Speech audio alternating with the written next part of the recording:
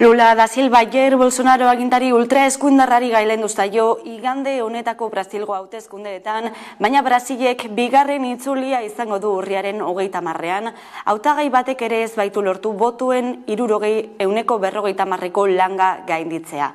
Langileen alderdiko buruzagiak botuen 48% eskuratu ditu eta ultraeskuindarrak 43%. Inkestek iragartzen zutena baino tarte estuagoa izan da bi hautagaien artean eta ikuskizun dago zer gertatuko den urriaren 30ean, bigarren itzulian.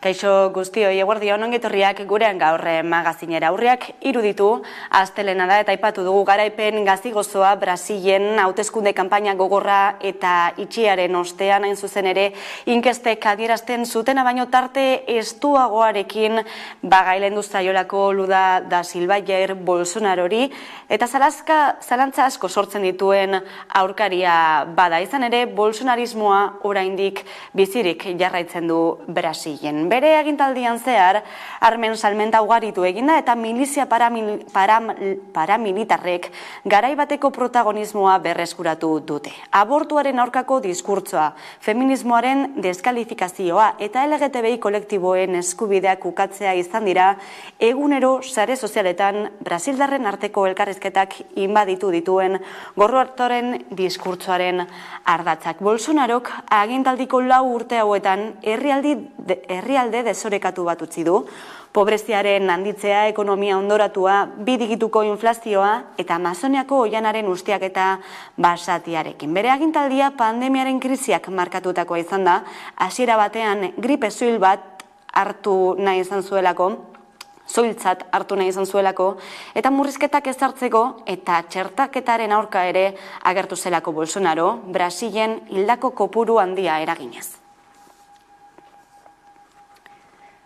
Presidenzialetarako lehia polarizatua izan da, aipatu dugun bezala Brasilgo hauteskundeetan, eta bigarren itzulira joan beharko dira, ez da bezala bai Lula da Silva eta baita ere Jair Bolsonaro ultraeskuindarra, bien arteko lehia izango da urriaren 30eko bigarren itzuli hori. Gertatu daiteken hitz egiteko, bat egingo dugu zuzenean Jon Kortazarrekin, Euskal Herriko Unibertsitateko Zientzia Politikoetako irakaslea da, eta baita ere geopolitikaz ikerketa taldeko kidea, eguerdion Jon?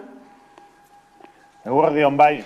Hauteskunde zikloa ikusita ez eta Hego Amerikan azken hauteskundeetan gertatutakoa ikusita, eskerrak ez irabazi duela, hainbat herrialdetan, Txilen, Kolonbian, Perun, Argentinan, zenolako ziklo politiko baten hasiera izan daiteke Lula da Silvak irabaziz gero hemen ere?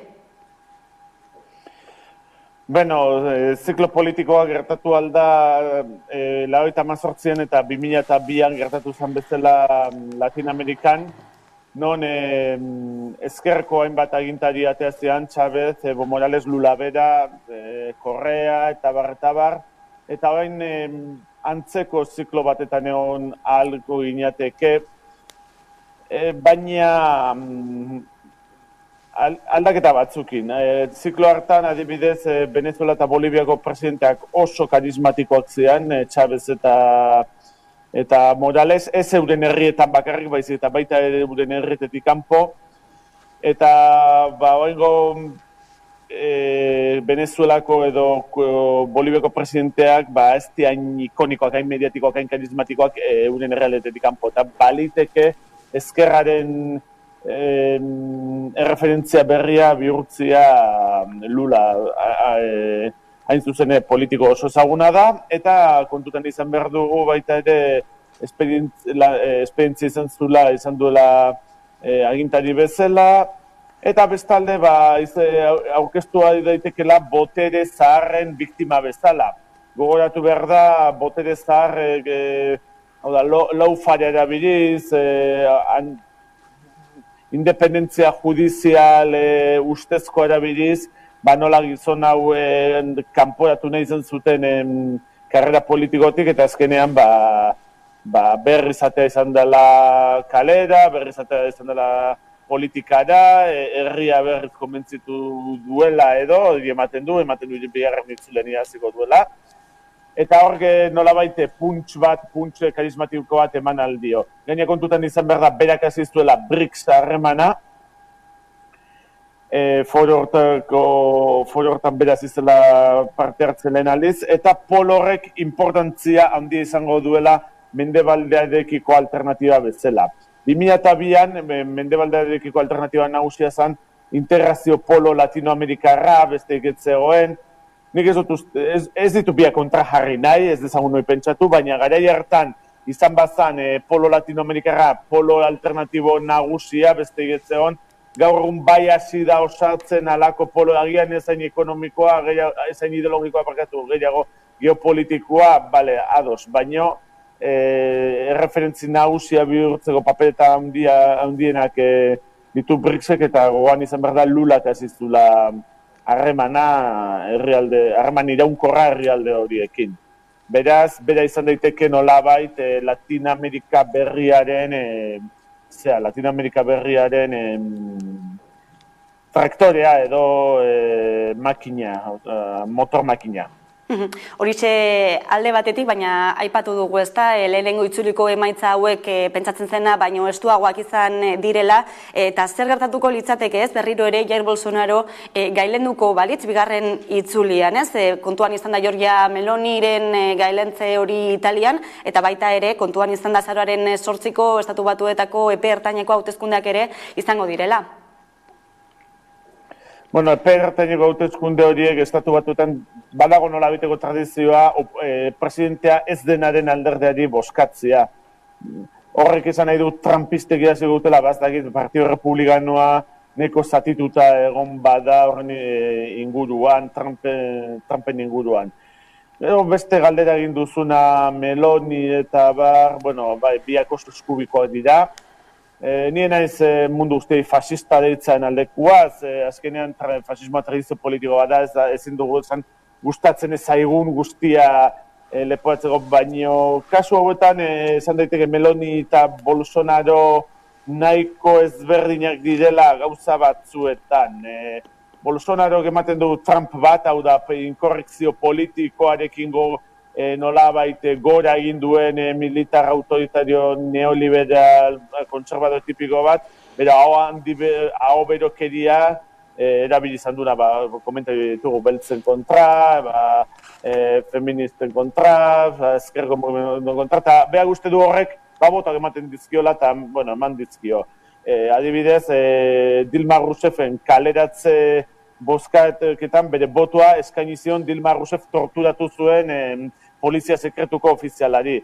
Meloni gehiago bada tradizio ideologiko batetakoa, kasu honetan tradizio fasistati dator, argitarri, berak atea zen elkarrizketa bat duela 20 urte, bera Italiako gazteri nazionaleko burua zenean edo, baina adibidez gaur egun esango nuke Bolsonaro bastante, biak neko eskuita daude, baina Bolsonaro nahiko eskubirago dagoela Meloni baino. Hala ere, kanpo politikari dagokionez,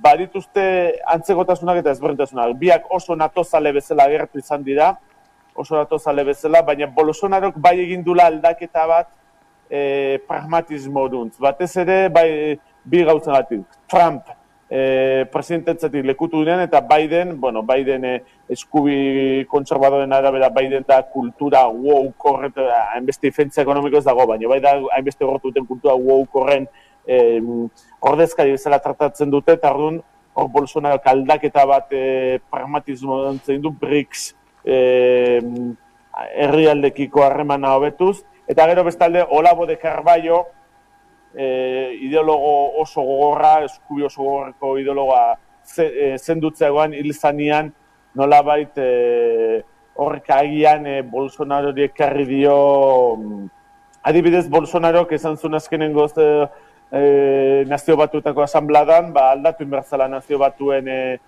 Batuen funtzionamenduan, hor mende bat egin zula, bere diskursoa jasan guztiz BRICS blokearekin lerratua, horre hitz egiten zuen adibidez, bera agertu zen oso antitxinatar bezala agertu zen hasiera batetan, eta azkenik Txinarekiko harreman onak mantendu izan ditu, saiatu izan da azken urteetan armago betzen, eta bere oberako izan da, Txina da Brasilen bazkide komertzialik handiena.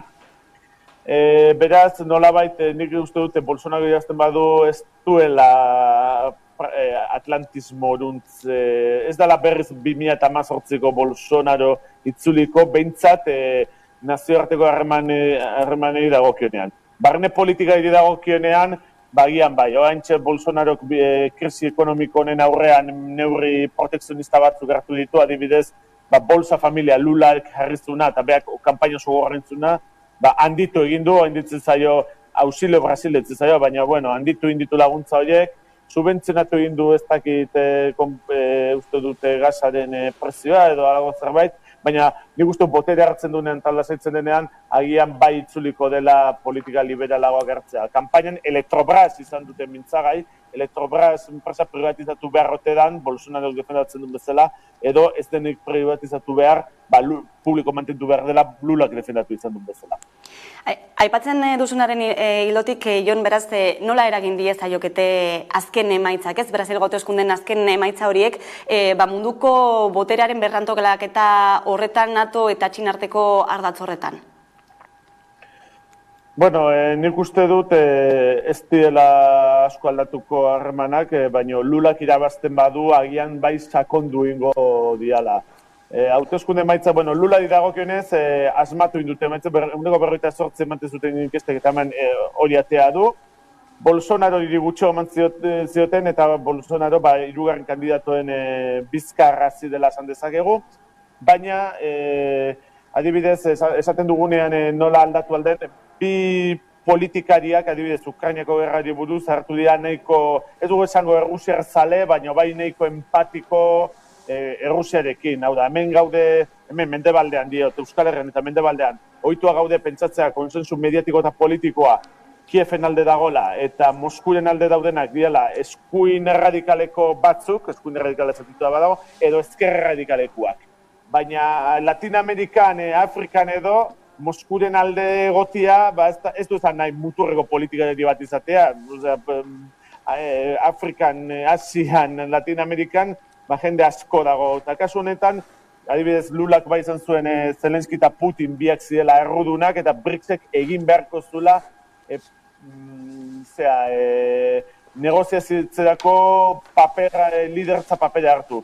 Bolsonaro ez da ina radikala hartu, baina bai esan duna da Errusian kontrako zigorrak ez dela efektiboak eta kendu inbertziala ekonomiarik kalte egiten ziotelako.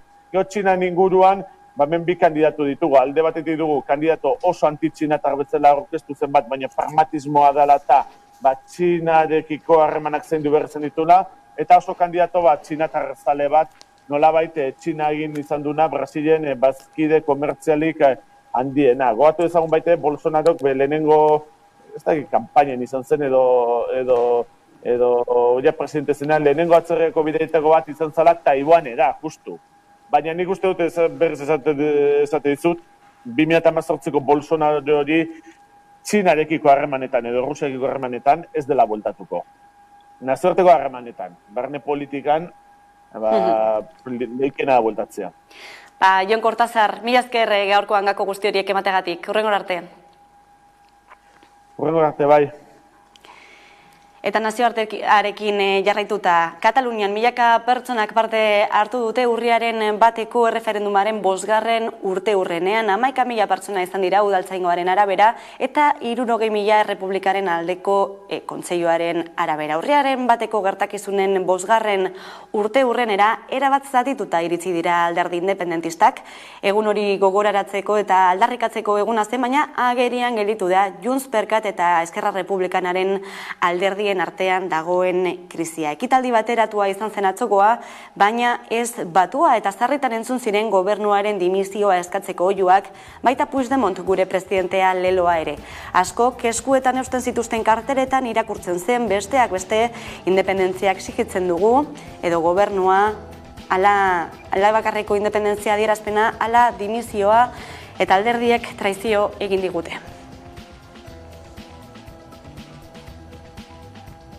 Gurera itzulita ekonomia alorrean, Hego Euskal Herriko langile publikoen soldatak 3 urtean 8% igotzea proposatu du Madrilek, eta dagoeneko Eusko Jaurlaritzak adierazi du agindua beteko dutela. Nafarroako gobernu aldiz soldatak 3% igota ari dira prestatzen aurrekontuak. ELA eta LAB sindikatuek ez dute neurria babesten aiara de Urreta.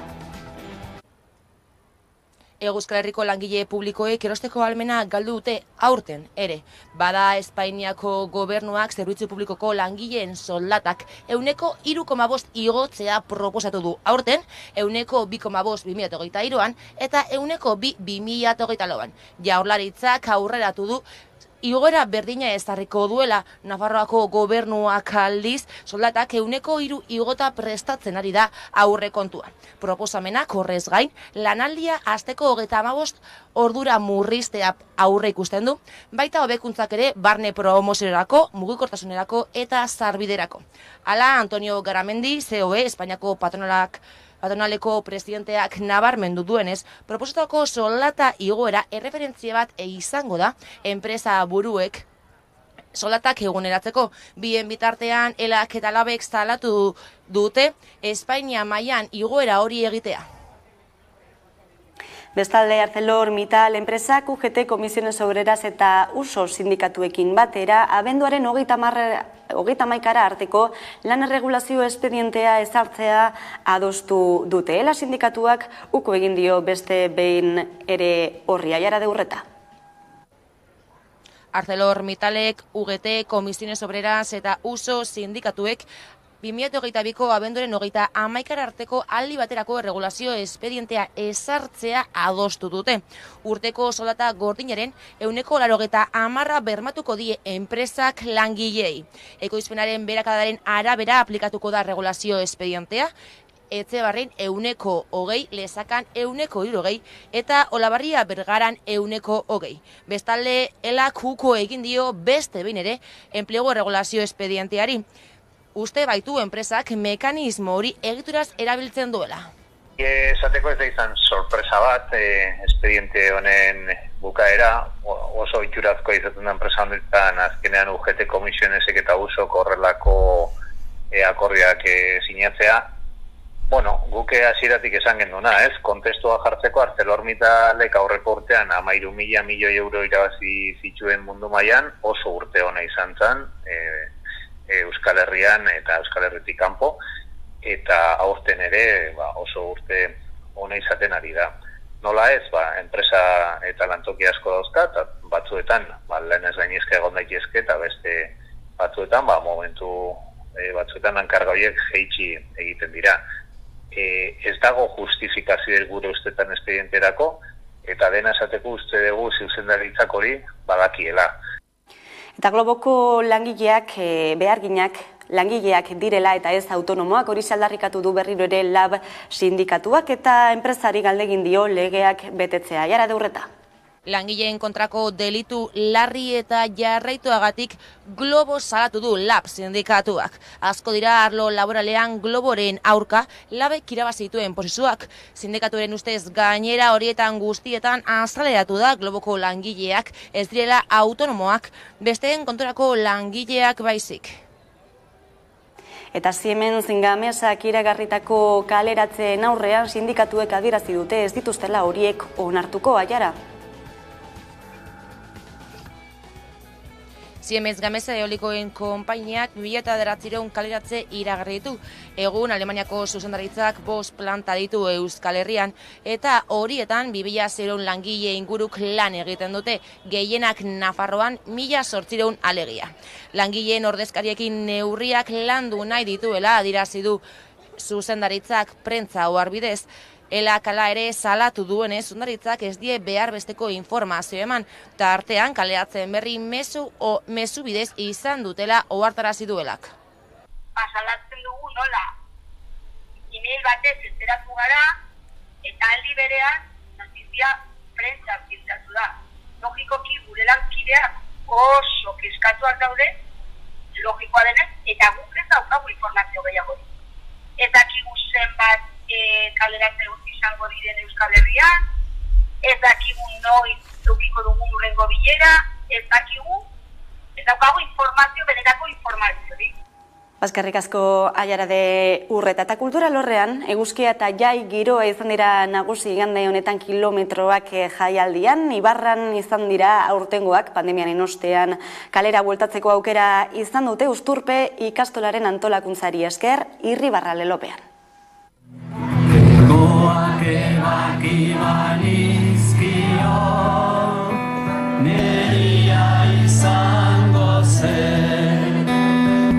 Zuen alde egingo, baina norena, etzen gehiago txoria izango,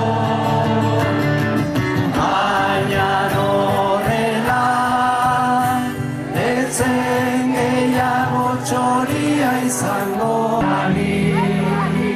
txoria nuen maite.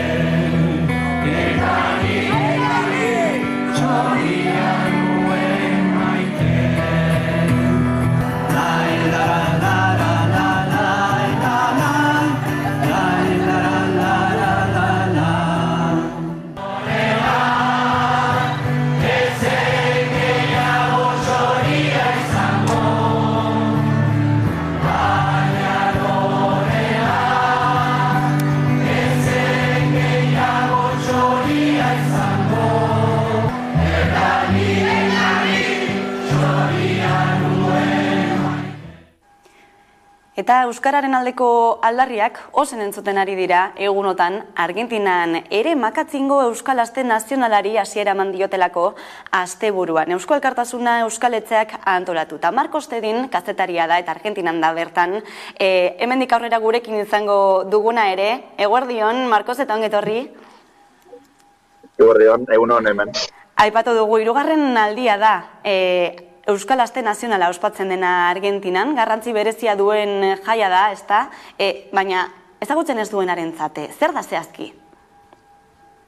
Bueno, berez, egiten da orain dela 50 urte, ospatzen da orain dela 50 urte, eta bueno, elkartzen dira Argentinan dauzen euskaletxe guztiak, eta bai etortzen dira ondoan dauzen herrialdetan dauzen euskaletxeak, orduan jende asko etorriko da. Eta bueno, egiten da urtero, justo, bueno, pasaden urtean, pandemiatik zintzin egin, baina, bueno, oso hemengo euskal kulturaren oso garrantzitsua da ospakizua. Esan duzu, pandemiaren etenaldia ere izan duela, Euskal Asteak bertan, baina beraz gogotsu hartuko duze oraingoa, zen nolako jarduerak antolatu dira egun hauetarako? Bueno, denetarik egongo da. Berez, gaur hasiko da ospakizuna, baina, bueno, zapatuen eta, bueno, barikoen zapatuen eta honekan egongo dira mintodromoa, bueno, afariak, bazkariak, dantza bebai, egongo da denetarik, eta nik uste dut hemengo euskal kulturarentzat arnazgune garrantzua izango dela euskarari dagoken ez eta hemen Argentinan bebai zinentziala ez euskara egiten da, orduan oso garrantzua izango da euskararentzat ere bai. Ziurrela izango dela, Marcos, eskerrik asko gaurkoan gurean izategatik, eta laster izango dugu zure berri, eta adi jarraituko dugu Euskal Asteak ematen duenari, eskerrik asko. Txuri. Eta gai zalatu behar dugu hain zuzen ere, Reuters institutuak, kazetaritza ikertzea arduratzen den institutuak kaleratutako txosten bati begirada emateko izan ere, ondorioztatu dute pertsona batzuek nahiago dutela ohiko komunikabidetako berriak alde batera utzi, eta geroz eta gehiago direla albisteak oroar edo albiste batzuk saiesteko joera duten pertsonak. Libe Mimenza, Euskal Hedabideen behategiko ikerlariarekin aztertuko dugu, ikerketa honek emandakoa. Eguerdion, Libe? Kaixo, eguerdion. Aipatu dugu, ez da albisteak askotan edo batzuetan saiesten duen pertsonen kopurua goraka doala hori da ondorioztatu duena, Reuters institutu honek. Zein azalpen bilatzen diozu albistekiko interes galera horri? Hombre, txostenak berak aipatzen ditu zenbait gako aipagarri eta interesante. Esaten da, albisten kontsumo masiboak buru osasunean eragina dakarrela, eta hori aipatzen dutela herritarrek deskonexio edo albisteen saieste aktiborako arrazoi gisa, eta beste ardatz garrantzitsu bat konfiantza ere bada, hau da, albisteekiko eta komunikabideekiko konfiantza. Bereiztu behar dira, hain zuzen ere zentzu honetan komunikabideak naiz eta konfiantza galtzen ari direla adierazten duten zenbakiek, beste plataforma batzuk baino konfiantza garantia gehiago daukatelako. Eta herritarrek konfiantza gehiago agertzen dutelako komunikabide nagusiek plazaratzen duten informazioan, nolabait plataforma sare eta erabiltzaile eta bestelako gune alternatiboetan aurkitzen duten horretan baino. Orduan, eragin psikologikoa, buru osasunean saturazio hori, konfiantza, eta gero beste elementu garrantzitsu bat da denbora falta. Herritarrek adierazten dute ikaragarrezko denbora falta dutela eta arretak badauka nolabait muga bat. Eta horri lotuta nik nabarmenduko nuke hau gertatzen ari dela alde batetik komunikabide tradizionalekiko deskonexioa ematen ari den garai hauetan, garai digital hauetan, eta bestetik hain zuzen ere digitalari konektatzen ari garen aro honetan, eta digitalean etengabe daukagu informazio jarioa, informazioa pasatzen da gure mezu pertsonal batetik, komunikabide batek argitaratzen duen azken orduko batera, eta tartean dauden bestelako gauza guztietara, eta orduan mugikorreko jakinarazpen masibo horietan nahaztuta eta diluituta bizi da gaur egun kazetaritza. Eta horri lotuta gertatzen dena da gure arretak behar duela noizean behin deskonektatu. Eta hau digitalizazioari lotuta bizitzen ari garen gaitz edo ondorioetako bat da. Eta zen nolako ondorioak esango zenituzke ekartzen dituela argazki honek gizartean?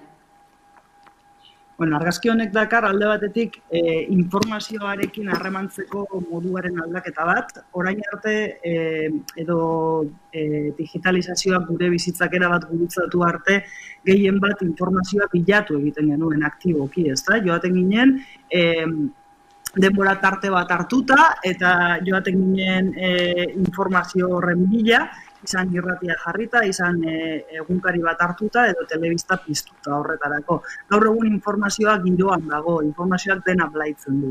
Eta honek badakar aldaketa bat. Eta aldaketa horretan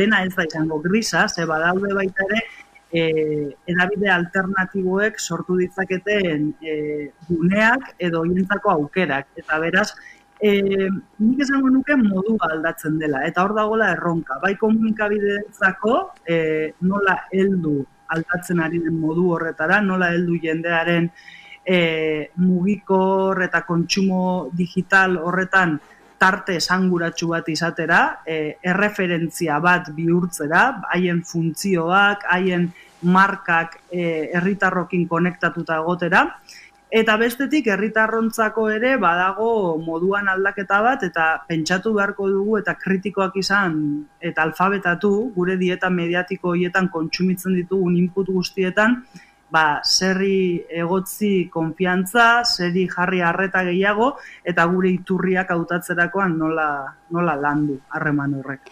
Bada beraz, zer hausnartu, komunikabideen aldetik eta gizartaren aldetik ere gai honen inguruan, libe mimenza eskerrik asko gurean izateagatik. Zueri, urren arte. Urrengora arte.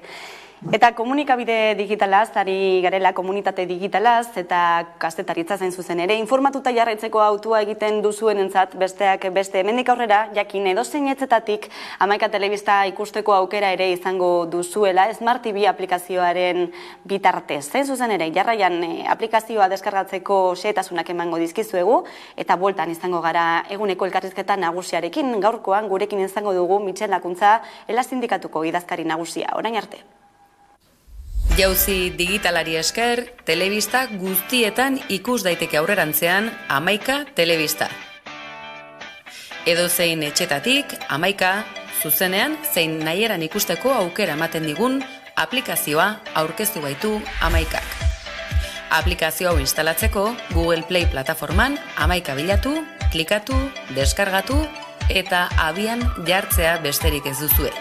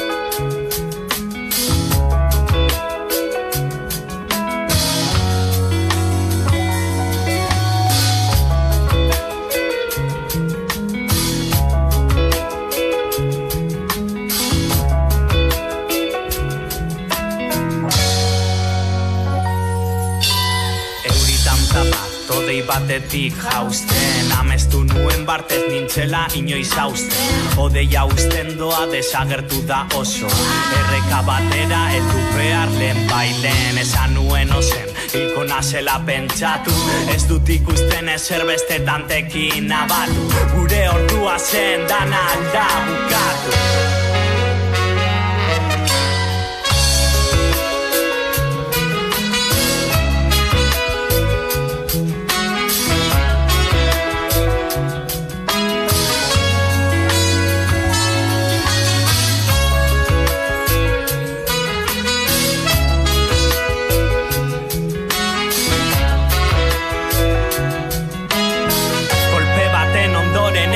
Nintzen esnatu, zelan asmatu itzen bidez ikusten nuena, korronteak nau kontrolatu izango balitz sirena, bonbotak kutsak esan zidaten eskutsatu, hartu jami lutza musika biderik onena, non izango etena, basuaren uinak, urdine derren doinu gordinak, gitarrak arrainen ezurretan ditu traste finak, errenoan arren errespetatu zur urdina. Errespetatu zur urdina, errespetatu zur urdina, errespetatuz, erreka baten ura antzeko baina ez da berdina, errespetatuz ur urdina, errespetatuz ur urdina, errespetatuz, erreka baten ura antzeko baina ez berdina.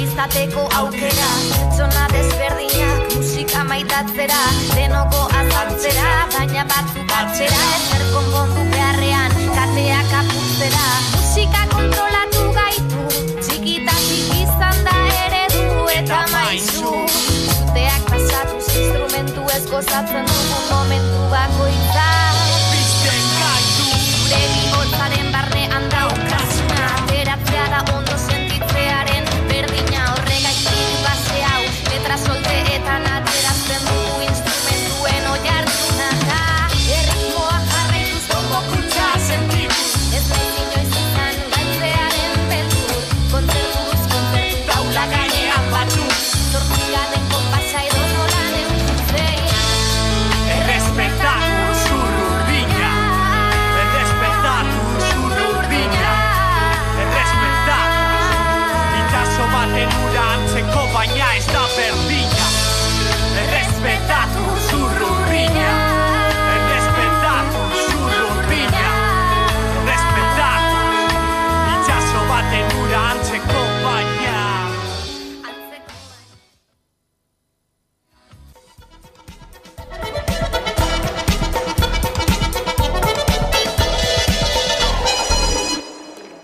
Egunero legez, eguneko elkarrizketari ate erekiko diogu, horretarako gaurkoan gurekin dugu Mitxel Lakuntza, Erasindikatuko idazkari nagusia, eguerdion, ongi etorri. Eguerdion, bai. Egunotako albiste da, administrazio publikoko langileen soldata, 3 urteko epean 8% igo nahi duela Madrilek, dagoeneko Eusko Jaurlaritzak adierazi du Madrilek agindutako hori betearaziko duela, elak ere adierazi du ez duela onartzen. Ala beharrez izan behar du Madrilek etorritako arau hori, ala hori aldatzeko marginik alda? Bai, bada, margina eta adibidez langile publikoen artean desberdintasuna daude eta hobekuntza batzuk eman dira udaletxetan edo aldundietan Eusko Jaurlaritzaren arloan edo Nafarroko gobernuen arloan ematen ez direnak. Ez horrek agerian uzten du boluntade politikoa ere hor dagoela, ez. Hemen egia da badagoela muga bat Madrile jartzen duena eta kasu honetan Eusko Jaurlaritzak batez ere esango nuke honetan erabiltzen duena esateko hemen ezin dugu zer egin, mugatu gaude eta hau ez da gure arazoa, ez. Eta oso penagarria da, Azpiazu bezalako konseilari bat ikustea esanez, hemen soldatetan egingo dena, langile publikoen soldatetan egingo dena da, Madrilek erabakitzen duena, ez, halako normaltasunez, eta halako ere gordintasunarekin, ez, onartzen herri honek ez dituela izan behar eskuduntza minimoak gauza batzuk kudeatzeko, ez. Eta guk hemen bi gauza esatetugu, batetik hemen badago auzi bat, Madrilen eman behar den borroka bat, eta guk esaten dugu hemen EH Bilduk eta PNV-ek planteatu behar dute Madrilen urrengo aurrekontuekin lotuta ze gertatzen den Espainiatik jarri zaigun muga honekin, ez? Eta gero bestalde, esaten diguna Eusko Jaurlaritzari hemen, nahiz eta muga bat egon, badira ere aukerak, eta badira gauzak egiteko egun egiten ez direna. Ez?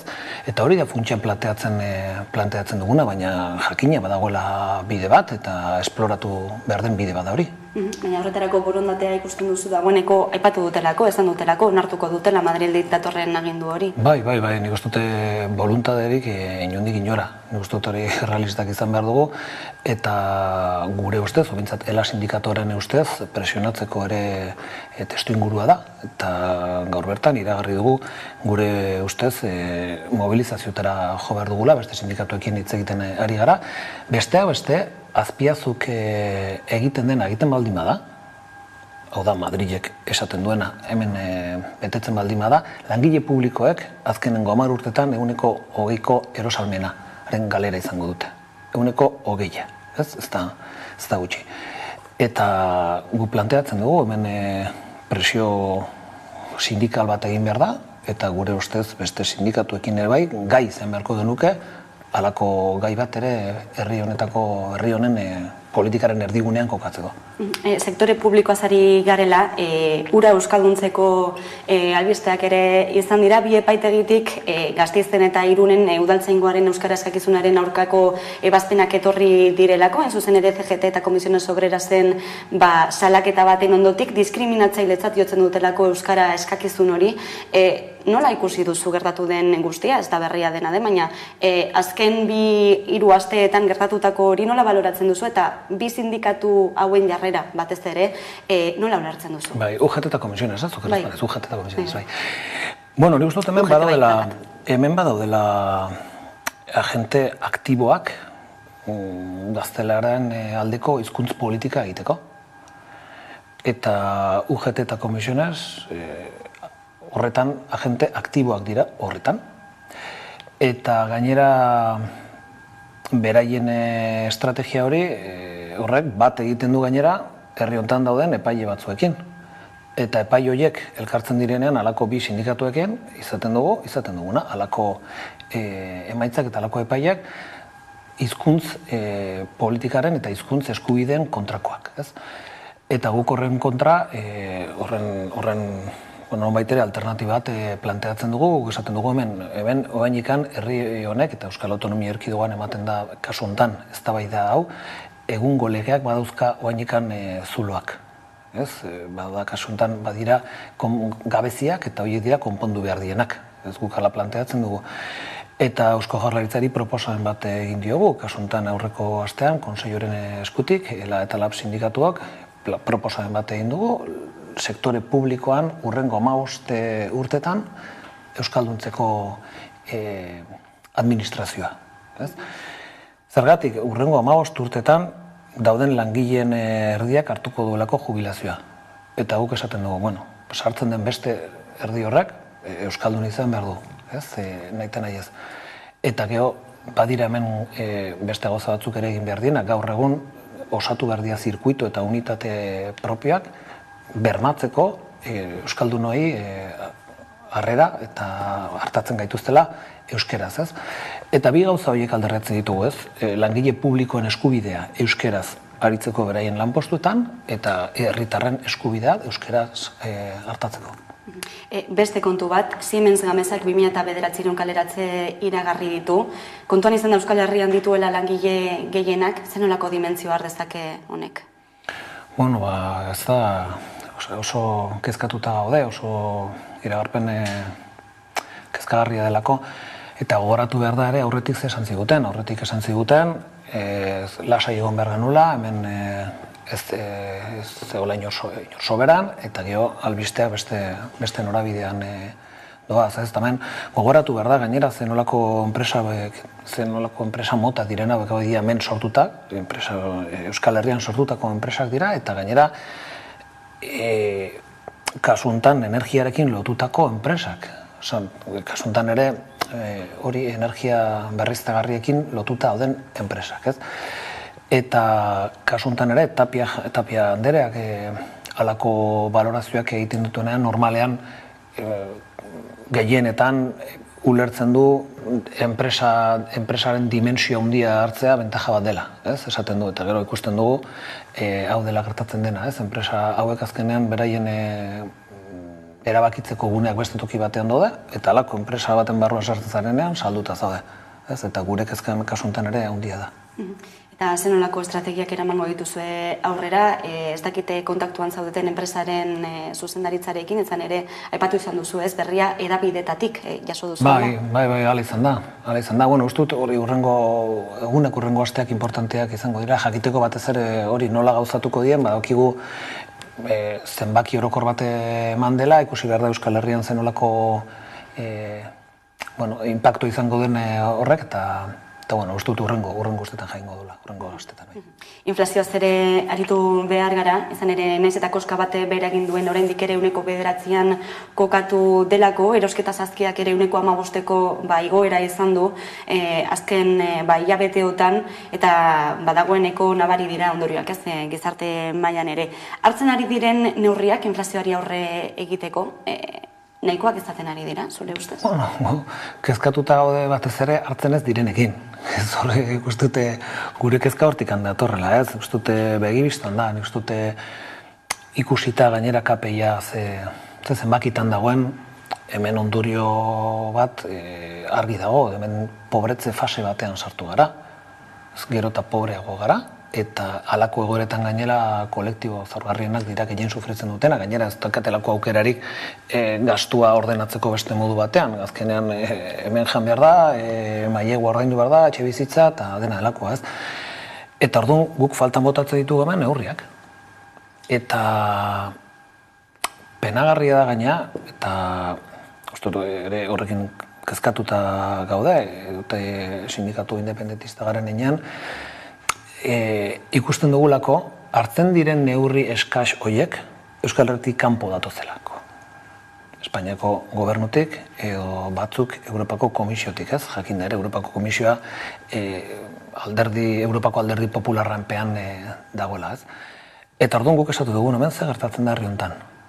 Nola esplikatzen da hemen dagoen inakzioa, ez? Eta gauza zehatzekin ikusten da adibidez, garraioen diru laguntzekin.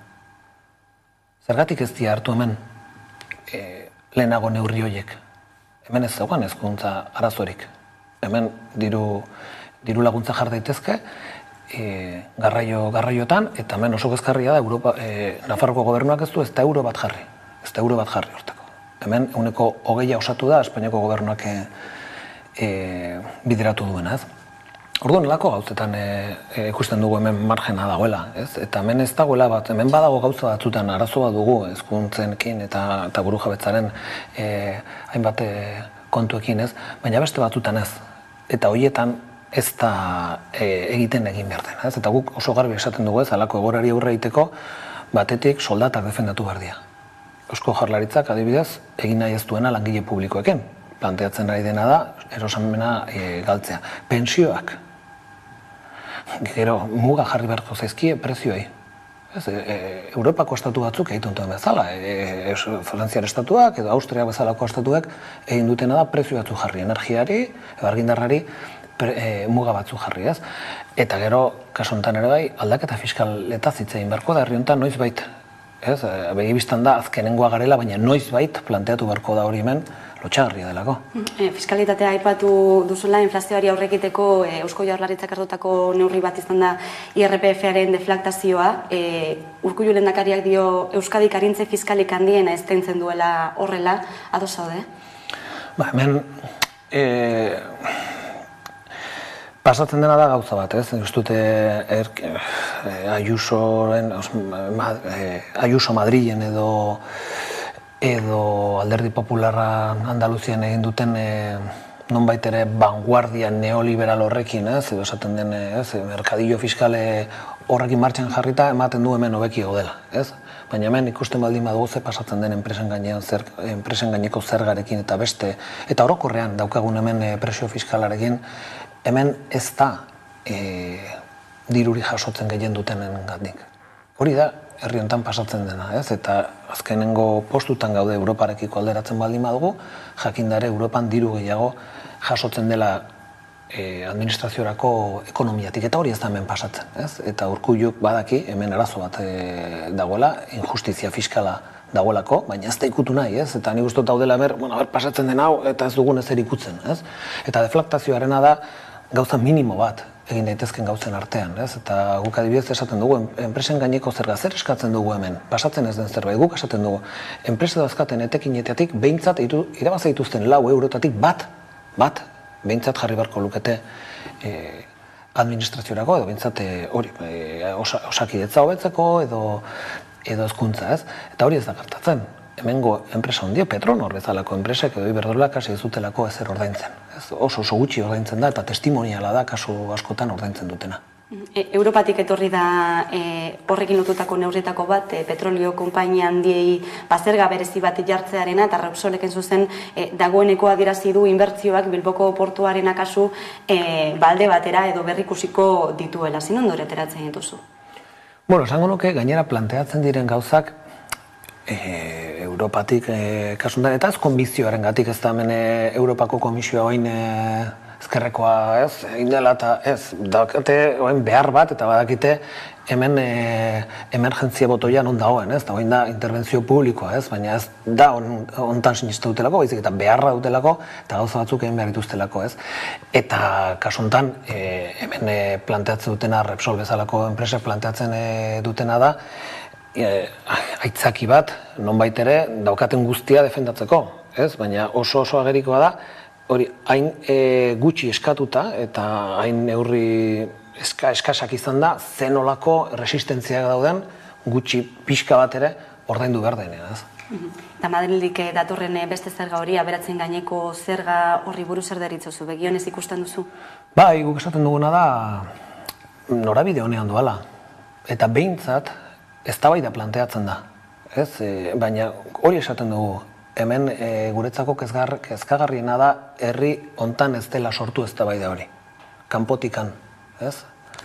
Datorkigula, kasu hontan Espainiako gobernutik, ez?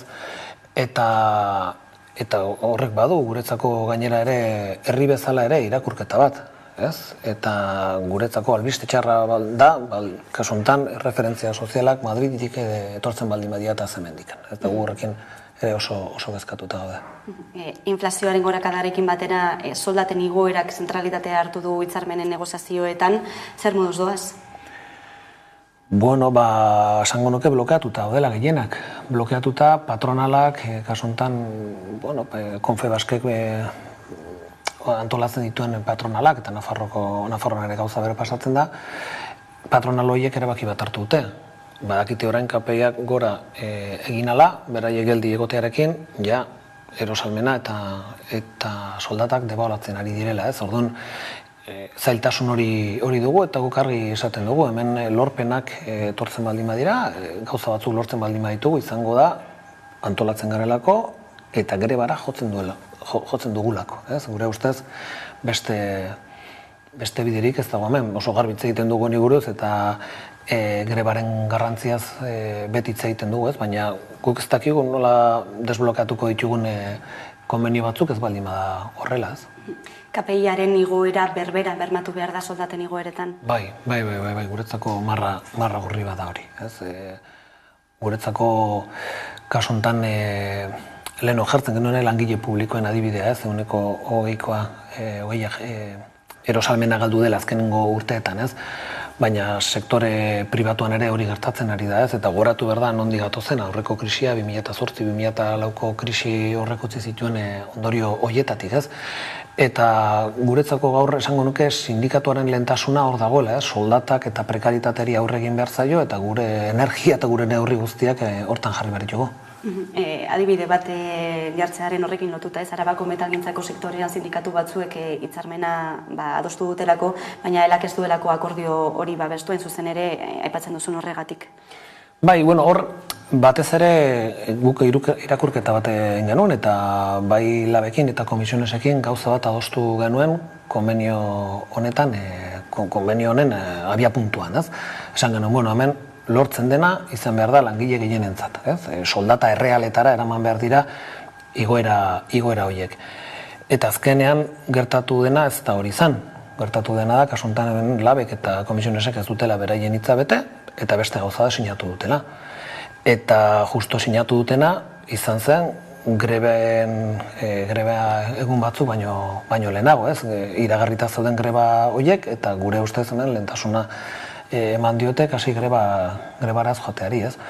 Eta guk esaten genuen hemen, edukia hitz egiten baldin badugu, ez da edukion bat. Ez da edukion bat bakarrik Arabako langileen 10% besterik ez daiolako aplikatuko, ez? Metaleko langileetaz ari gara, eta guk pensatzen genuen hori, hemen egin behar zen defensa eta hemen egin behar zen borroka, zela langile gehienentzat, ez bakarrik 10%.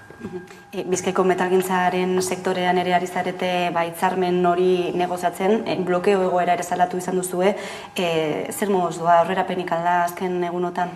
Ez dago aurrerapenik, eta nik uste dute egoera hortan gaudela, ez? Patronalak 3% besterik ez du jartzen soldatetan, eta beste berrikuntzarik edo bekuntzarik ez dago, ez?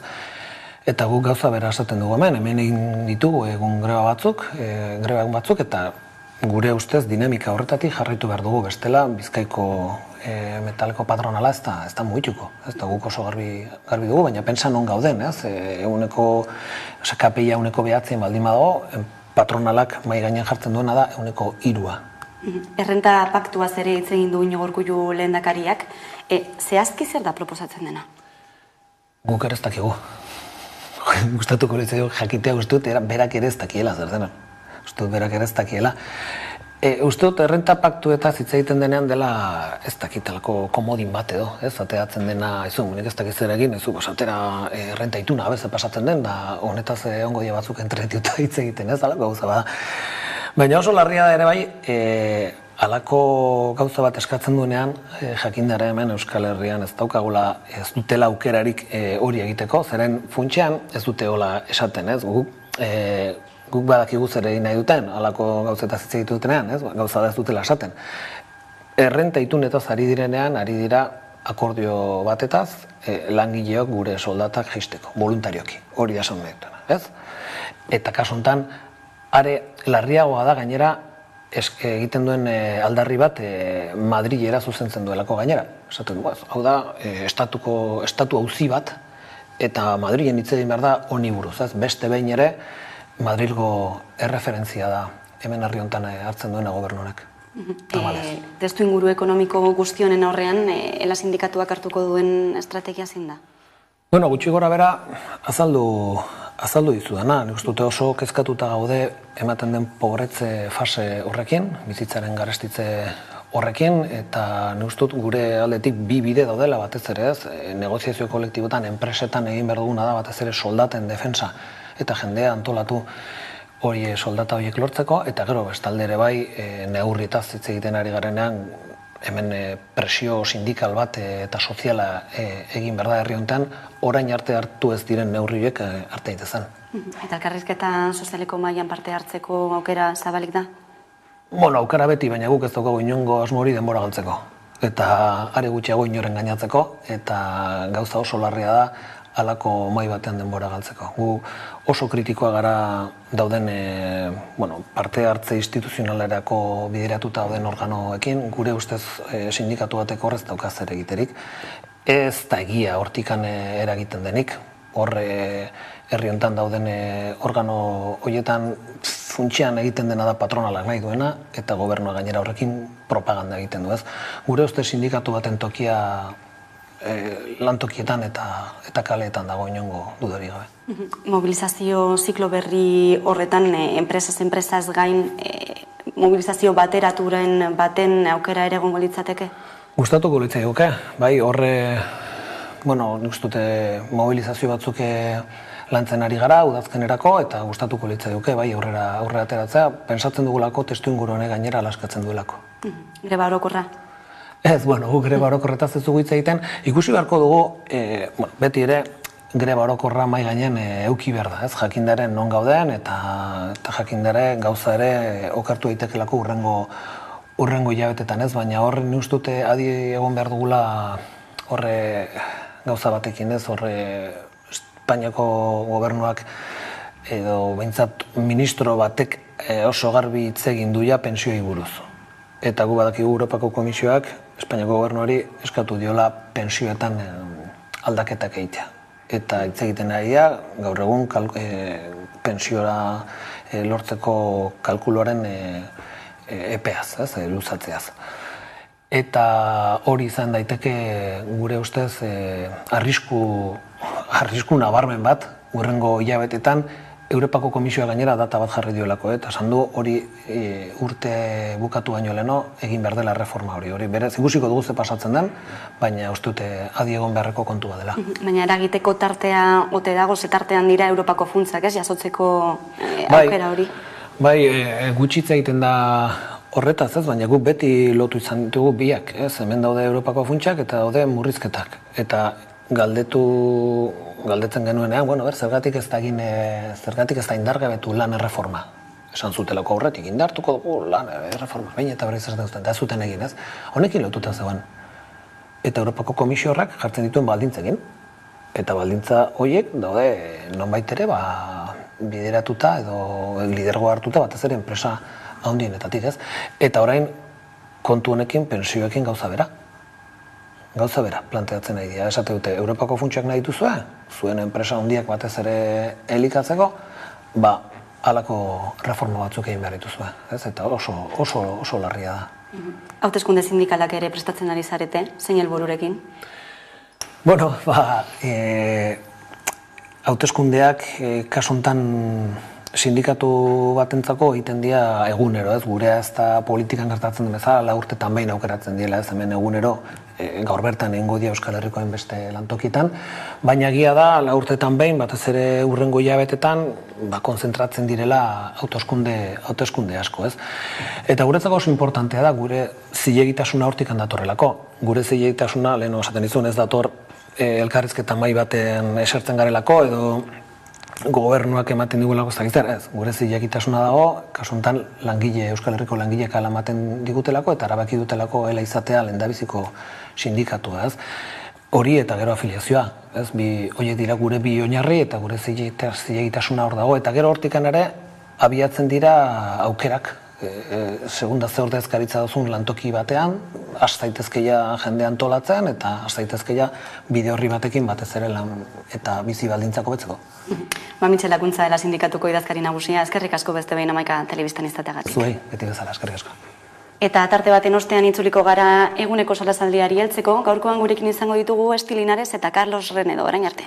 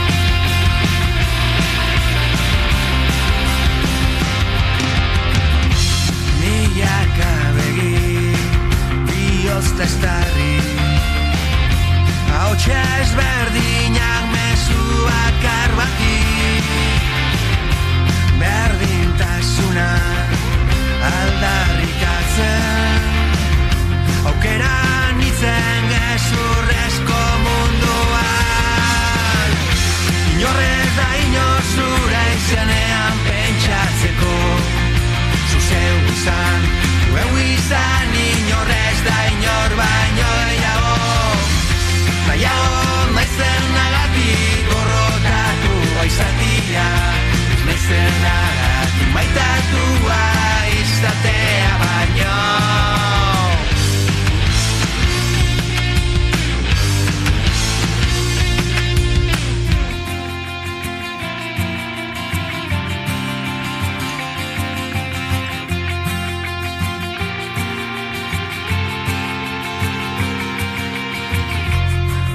maestro txit gorena Urbilako hartzaitxit gorenak Bota zuen aitalazak Manuel Fraga egondako mesartak Inorrez da inozure izenean pentsatzeko Zuzeu izan, geu izan Inorrez da inor baino gehiago Nahiago naizen nagatik gorrotatu baizatia Naizen nagatik maitatua izatea baino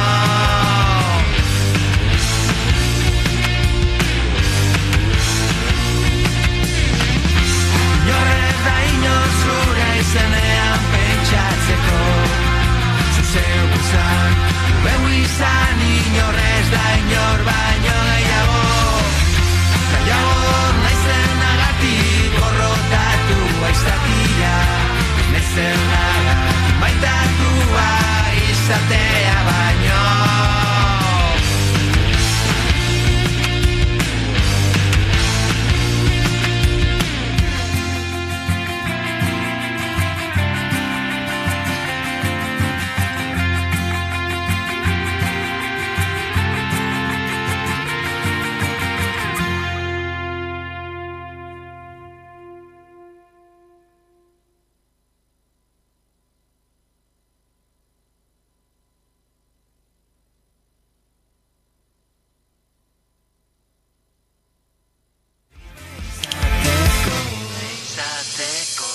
Euskal Herriko aktualitatea ikusteko eta jarraitzeko beste modu bat da Hamaika Telebista.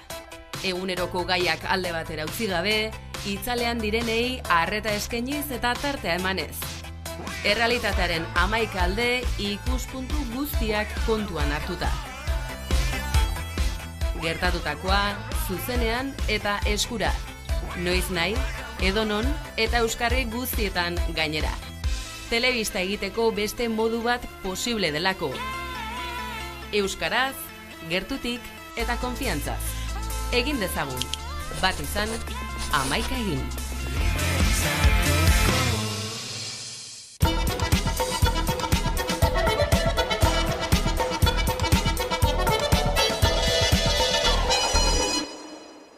Eta bunero lege solasean hasteko ordua heldu da. Gaurkoan gurekin ditugu horretarako Estilinares alde batetik eguerdion. Eta Carlos Renedo ere eguerdion.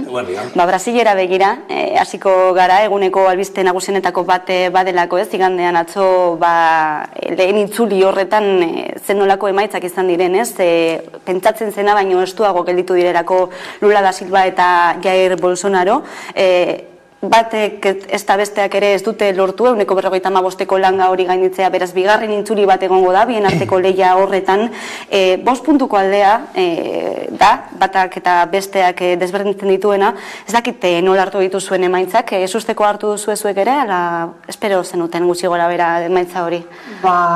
Ikusi eta ez da pizka bat Bolsonaroren ez da ibilbidea zer indoen, zer gertatu egin zen pandemia garaian, nik pentsatu egin dodan edo, ostras, oraindik ere eskuineko bultzada oso altua da.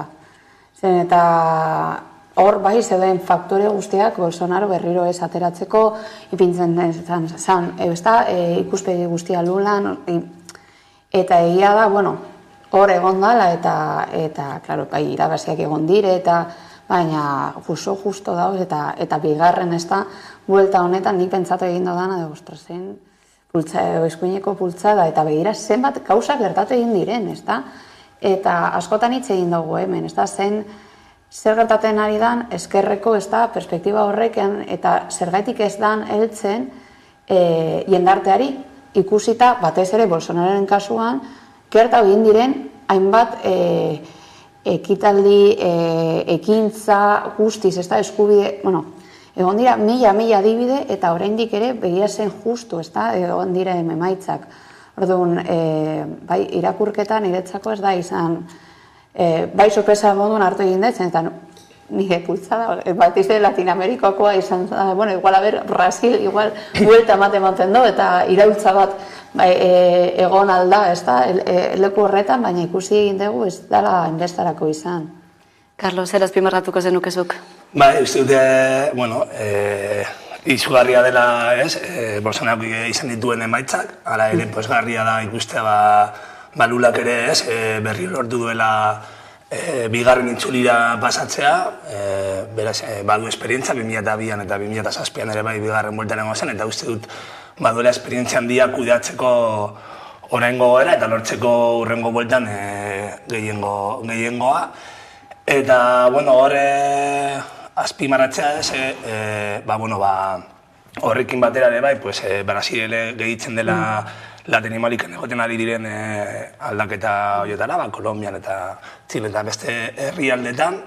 Ez da izango lan makala egin barko duena berrio lortzeko bere gaian lortu zituen garaipen sozialak, ez, bere mandatuekin 20 milioi biztanle atera ziren pobreziatik. Eta ustut bai, eskerrak egin behar irakurketa bat, ez bakarrik emaitzak agertzen direnean, jendartearen eskumako jokera aurretik ematen da. Emaitzak elektoralak ez da sintoma nire guzti, ez da ondorio bat. Orduan, bai, harrigarria da, gertatu dena ikusita, oraindik Bolsonarok izatea babes hori Brasilen. Aipatu duzu ez, Bolsonarok utzi duen negatu hori, Brasilen oraindik ere indartsu dagoela, hauteskundetan ikusi izan dugunez, ikusiko da, bigarren itzuli horretan zer gertatuko den, ez da, baina aldaketarako tarte horretan, ez, argi dago denbora beharko duela horrek. Bai, eta bueno, lehen, ez da Carlosek aipatzen zuen Latinoamerikako egoera adibidez Kolombian, Txilen. Claro, baina egia da, hainbat herrialdetan ematen ari da horrelako iraultza bat, baina justo nik udanaten bertan egon naz, eta benetan eskuinaren eta ultraeskuinaren indarra oso gogorra da zen, eta bertan, ez da, baldintzatzen den diskurtsoa, da alde batetik seguritatearen diskurtsoa, da, bueno, hemen dauzkagu 1000 arazo, eta behar duguna da seguritatea. Zeratik, eta ez dugu ikusten, eta ez da plasmatzen, dagoen errealitatea da estrukturala eta bestelako aldaketak beharko lirateke, ez seguritatea soilik polizia, armada eta hortik, baina egia da, dagoen momentuan Latinoamerikan, bar da, horrelako salbabidaz bat, ez da? Eta jendarteak horrek, bueno, izugarri jaten ari da diskurtso hori. Eta beste aldetik seguritatea eta ekonomia. Eta hortatik horren kontra joatea eta, klaro, daukagun egiturarekin kapitalismo, produkzioa, zaila esaten ari da Latinoamerikan eta tamales ikusten da, ez da, zer gertatzen ari den Latinoamerikan eta bultzada nola joaten ari den. Eta, klaro, nire etxako zen adibidez Brasil, zen beste leku bat ikusteko eta ondo hausnarketa sakon bat egiteko zer gertatzen ari den, eta printzipioz ez da, eta askoz ere sakonagoa dena da, nola heltzen ari den eskuineko diskurtsoa eta nola heltzen ari den eskerreko diskurtsoa. Eta ikusten, eskuineko diskurtsoa oraindik ere indar handia deko, alaik eta egin diren mila ez da, astakeri zen eta batez ere Brasil eta bakarrik ikusi behar genituen ez da, berriak pandemia garaian. Ia gehienok ez da, eta Latinoamerikara berak begiratzen genuen Bolsonaro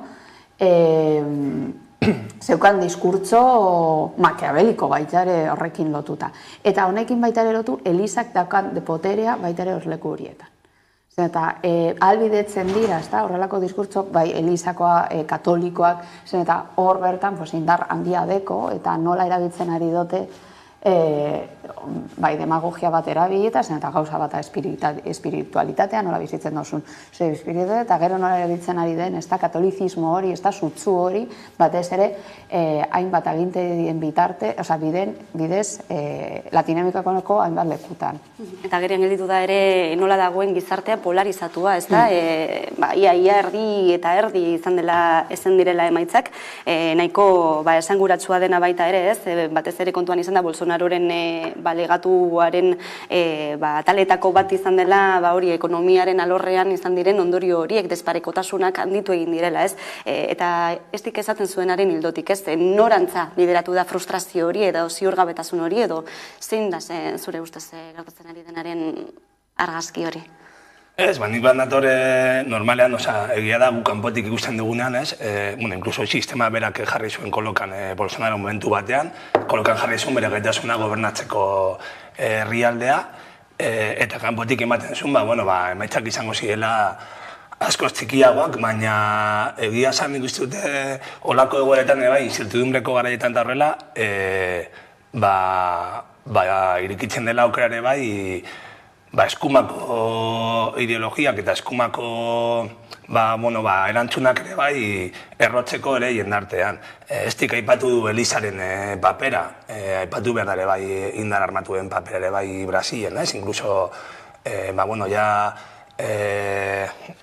gaur irakurtzen duen, bentsat onartu dutela emaitza eta Bolsonaro berak esan duela emaitza onargarria dela, baina kolokan jarri dute sistema bera eta posiblea zen inkluso bestelako erantzun bat ematea. Orduan hori Lulak izango du, lehen esan duan, bakarrik ultatzeko, orain dela 5 urteko eszenatokira izango da lan handia, baina baita ere kontrolatzea botere faktiko horiek herrialdean, indar armatuak lehenengoa eta gero Eliza bera. Lularen balizko garaipen bati buruz ere aritu gara gaurkoan Jon Kortazarrekin, EHUko zientzia politikoetako irakaslea da, baita ere geopolitikaz ikerketa taldeko kidea, eta berak argitu digu pizkatxo bat, ez? Zenolako erronkak izango lituzkeen Lula da Silvak irabaziz gero, entzungo dugu. Venezuelako edo Boliviako presidenteak ez di hain ikonikoak, hain mediatikoak, hain karismatikoak euren errealitetik kanpo, eta baliteke ezkerraren erreferentzia berria bihurtzia Lula hain zuzen politiko oso ezaguna da, eta kontutan izan behar dugu baita ere esperientzia izan duela agintari bezala, eta bestalde aurkeztua daitekela botere zaharren biktima bezala. Horixe ez, aipatu dugu baita ere, azken aldian Hego Amerikan izan diren hauteskundeetan nola garaitu duen ezkerrak, Txile, Peru, Kolombia, aipatu izan dugun bezala, Brasilen ere Lulak garaituz gero ez, agian ardatz zabal bat egiteko aukera bat ere zabalduko ditzateke? Lehen polarizazioari buruz ez da, hitzein dezu, eta nola egia da lurralde konkretu baten polarizazioa dago, eta are gehiago ez da, gure realitatea gero eta komplexuagoa da, eta gehiago sartzen baldin bada Latinoamerikako kontestuan. Eta azken finean Latinoamerikako kontestuan alde batetik dependentzia oso altua deko, ez da, mendebaldeko gizarteetatik, eta guztiz, ez da, zapalduak izan direlako, eta hortatik, daukan influentzia eta zapalkuntza hori oso garrantzitsua da. Gero, beti ere, egia da daukatela zapalkuntza hori, baina sartu behar dira gurpilor zoro honetan, eta daukaten errealitatea, batez ere ez da, seguritateari begira eta daukaten hainbat baliabide eta errealitate kudeatzea oso zaila da. Horrekin guztia, polarizazioa asko zere areagotu egin da, adibidez Latinoamerikako kontestuan, eta ikusita, ez da, Latinoamerikako herrialde guztiak ikusten ari da, ez da, horri pulsada dagoela hori polarizazio batera joaten ari dena. Adibidez, Zentroamerikak izan dela izatez eskerreko, ez da, herrialde batzuk guztiz jaten ari dira, ez da, eskuineko, ez da, horretara aldiz, Peru, Kolombia izatez izan dituztela, hainbat gobernu, ez da, eskuinekoak eta batez ere, ez dut ipinekoen, eta pixka bat ezberdina da, ez da, ez dago hain lotuta eskuineko deskerreko, baizik eta zemotatako, iruzurrak egin dituzten gobernuek zertara jolastu egin dute eta horreten kontra zemotatu estrategiak eta politikak egin aldiren. Orduan, badirudi ez da, hainbat herrialde horretara kontra joaten ari direla, baina, klaro, dala sentsazio bat, dana, non geratzen ari garen eta non kekatuko den. Eta Brasil, ez dugu astu behar, dala potentzia bat. Osea, ez dala, igual, Latinoamerikako herrialdeetatik, dauka potere, dauzkate hainbat industriarekin, baita petrolearekin, dauzkate hainbat hor arlo oso garrantzitsuak direnak, ez ikusita bakarrik Latinoamerikari, baizik eta mundu guztiari. Eta horrek nola kudeatzen den, desberdina da guztiz, eta baina egia da Bolsonarok egin duen baita ere gestio administratiboa izan da, bai izkuinakoan izan da eta bai ekonomi betera edo ekonomi kapitalista batera bideratu aldezakezu, baina ala eta guztiz ere Bolsonarok egin duen gestio administratiboa izan da un poco desastre eta hortatik, hor baita ere egon da eskerreko ibilbide hori. Aldaketak etor daitezkelako ez bakarrik mugetatik barruan ez, Brasildarrentzat soilik, baizik eta kanpo harremanetan ere, eta mundu mailako botere erlazio horietan ere, etor daitezke agian ez dakit aldaketaren bat, nola ikusten duzu? Zalantzarik ez, nik uste dute hori izan dudan, segurazki bakarrik barrura begirako lanak izango dira itzelak, eta lulak erretarako izan aldu gaitasuna batez ere eskerreko familia guztiak ere bai sintonian jartzeko, eta Jonek esan duen moduan, badu esperientzia bat kudaketan, baina, zalantzarik ez, adibidez, Kolonbiarean aldaketarekin batera, Kolombia eta Venezuela arteko harremanak berrartu dira, eta nola ez, logikoa dena ez ere geoestrategikaren aldetik, Amerika Latinako harremanak, berdina sintonian egotea gobernuetan edo ez egotea. Eta, ez dik esan duena, Brasile potentzia bat da, orduan, baliantza horiek sortuko dira, eta segurazki ondo kudatzen badira izango da pertsonen enunarako. Ikusiko dugu urriaren 30ean, bigarren itzuli horretan zer edo nor hobeto esan da gailentzen den. Gerturago joko dugu, Kataluniara begira jarrita, izan ere asteburuan urriaren bateko autodeterminazio erreferendumaren 5. urte hurrena ospatu dute, gogoan izango ditugu dena den duela 5 urteko irudi eta gertakezun horiek lehenik eta behin. Voleu que Catalunya sigui un estat independent en forma de república? Cossos units, mirades de complicitat, nits en verda, per defensar els col·legis. L'alba, les portades, un jan i un nas, paperetes d'amor i violins sense cor. Totes unides per defensar que es pot expressar la voluntat popular.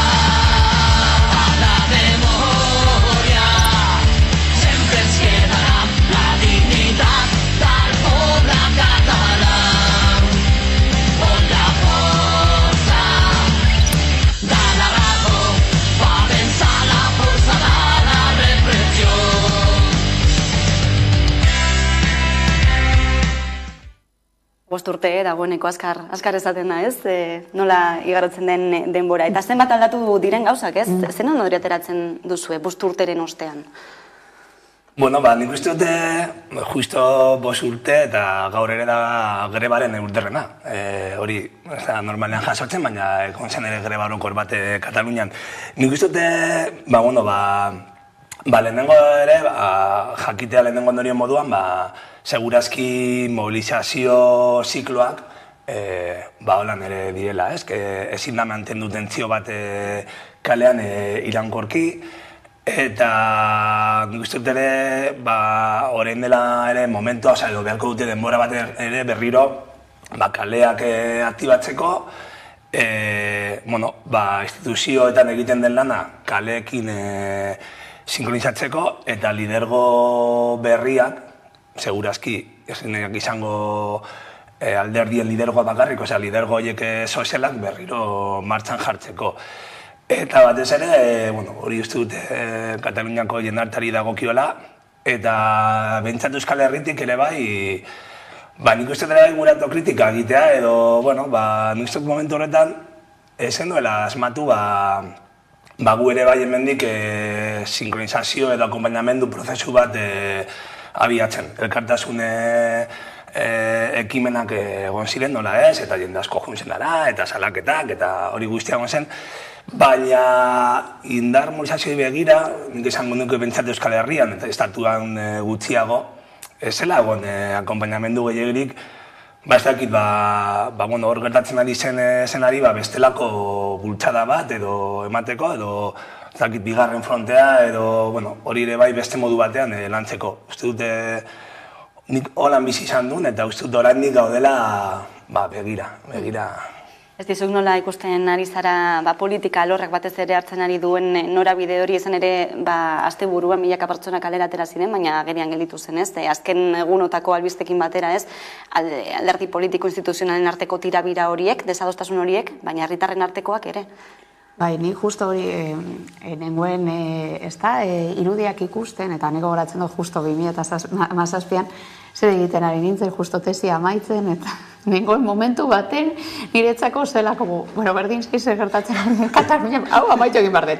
Baina ez, berriro buelta dago irudietara, sentsazioa momentu horretan izan zen herriko sentsazioa. Hau da, nola herri, dago sentsazio bat, sentimendu batzuk, behar izan batzuk, eta orduan kalera ateratzen dira, eta denok batera, eta hor ikusi egin ziren, zenbat hilabete egon ginen hitz egiten, zer den errepresio poliziala, zer den herriko, sentsazioa behar izan baldin badago, igual zer ekartzen dago, herriari, ahalmena ematea, zerbait esateko, erabakiak hartzeko, eta nola egin eta zematatako estrategiak. Eta horri buruz egon ginen, hilabeteak hitz egiten, espero zen, batez ere kartzelatuak egon zirenean, eta gero goratu artikuloa aplikatu egin zala, eta konstituzioa baita ere kolokan ipini egin genuen, orduan badirudi zegoela horrela oldatu inkreible bat, bertaratuko zena, eta igual hainbat aldaketak eta iraultzak egotorriko zirela, alde batetik. Eta ez dut esaten Kataluniaren independentzia edo ezin dut uste dut horretarako eta baita ere bertako agintariek eta politikoek nola saldu egin zuten, diskurtsoa, karamelizatu egin zuten, eta egin behar diren urratsak ez ziren horiek. Hori egia da. Baina, bai ekarri egin zuen planteamendu eta posizionamendu oso desberdin bat zen. Nola planteatu eta nola parte hartu herriak haien erabaki propioa hartzeko, eta zer den autodeterminazioa, eta zer den hori herriaren partaidetza. Hori alde batetik eta beste aldetik estatu mailan dagoen egoera konkretu bat eta nola kudeatu, eta hori ekarri egin diguna da apurketa gehiago. Behin 5 urte pasata, Katalunian ikuste egon zen momentu bat krak egin zuela, Katalunia bera, eta sentsazio eta emozioak, eta askok ditugunak hor bertan lagunak, familia eta askotan, honi buruz hitz egiten dugunean, hemen gertatu egin denean modun, bai familien bertan egon zen apurketa garrantzitsu bat, eta ez dira egin zainketarik, ez berbarik benetan honi buruz, eta bertako hori mobilizatu egin zutena apurtu egin dire. Orduan, estatuak eragin izan dituen indarrak, ondo egin dotezen, eta begiran zein neurritaraino heldu egin garen, Eta sentsazioa da, pixka bat pena, eta da, ostras, 5 urte eta gero, zer, eta orain zer, eta nola berriro ekarri, eta nola berriro zen, eta horrek, egon ziren hainbat esperantza bertan ipinita, hor geratu egin direla esperantza horiek, eta oraindik ere estatu, eta upadak, noski da sentsazio bat, eta da behar izan bat, eta hor egongo dire. Baina bai estatuaren aldetik eta bai Kataluniaren aldetik, eta batez ere barne, kontu bat ala, uste dut, benetan bestelako ibilbideak eraman nahi baldin badote, estrategia desberdinak eraman behar dituzte. Eta indarrak batu bestela, estatua asko zer indartsuagoa da, eta Europa maila, eta... Baina ez da nola baiteko frustrazio sentsazio bat egon daiteken larun bateko kaleetan ikusi zen, ez? Jendeak aldarrikapena bizirik dirauela, jendeak kalera ateratzeko gogoa eta grina oraindik duela, horixe izango litzateke erronketako bat, ez? Batasun hori nola berriro landu, ez? Dakit nola ikusten duzun gaia, Carlos? Nik uste dut hori dela lehenengo ondorio bat, niretzako horlako prozesuetan, peluseko prozesuak direla eta zuzendaritza egon behar dela jendartean. Nik uste dut adibidez, Kataluniako jendarteak asmatu zuen momentu batean, zuzendaritza ez izatea zegoetea alderdietan. Eta, de hecho, uste dut hor dago lakatza, zen normalean alderdi askok modu oso konjunturalean jokatzen dute, eta horre peluseko prozesuek galtzen dute indarra orduan. niretzako klabe bat dela, zuzendaritza hori berriro egotea jendartean, horretarako egon beharko dira mekanismok edo sare berriak edo egitura berriak, haiek sortu zituzten tresna batzuk, horiek berrezkoatu beharko dira, kaleak aktibatu, hori da berme bakarra prozesu bat nolabide egokian emateko, eta behartu instituzioei eta horiekin batera instituzioetan dauden alderdiei sintonian jartzeko. Nik uste hori direla pausuak. Alderdiek hartzen badute zuzendaritza, segurazki biziko dugu asko, orain bizitzen ari garena, eta gutxi olako egun epikoak, orain dela 5 urteko modukoak. Nik uste hori dela klabe bat. Eta gero, niretzako, egia da, gizakiak garen ez, epe motzean frustrazioak daude, baina ikusten baduzu pizkat errekorridarekin, niretzako daude irabazpen handiak, alde batetik ez dut uste, berkontziliazio, jende askorentzat Estatu Espainolaren izaera antidemokratikoa hor gerat, ez bakarrik Katalunian, orokorrean, irudi horiek hor dago eta berri ikusten ditugu, eta nik uste hor geratzen dena da haustura bat, eta jende askorentzat estatuak ez zuen modu demokratikoan jokatu, eta hor mugak edo azkar ikusi ziren leku prozesuetan. Eta hori, nik uste badela balio bat, eta beste irakaspena da, herria aktibatzen denean, nik askotan ikusten dudanean hori urnekin, nola lortu zuten egun bat antolatzea modu herritarrean, zen nolako inteligentzia kolektiba benetan dago herrian, nahi bat dagoenean eta gogo bat dagoenean, eta hori ustut ere polita dela.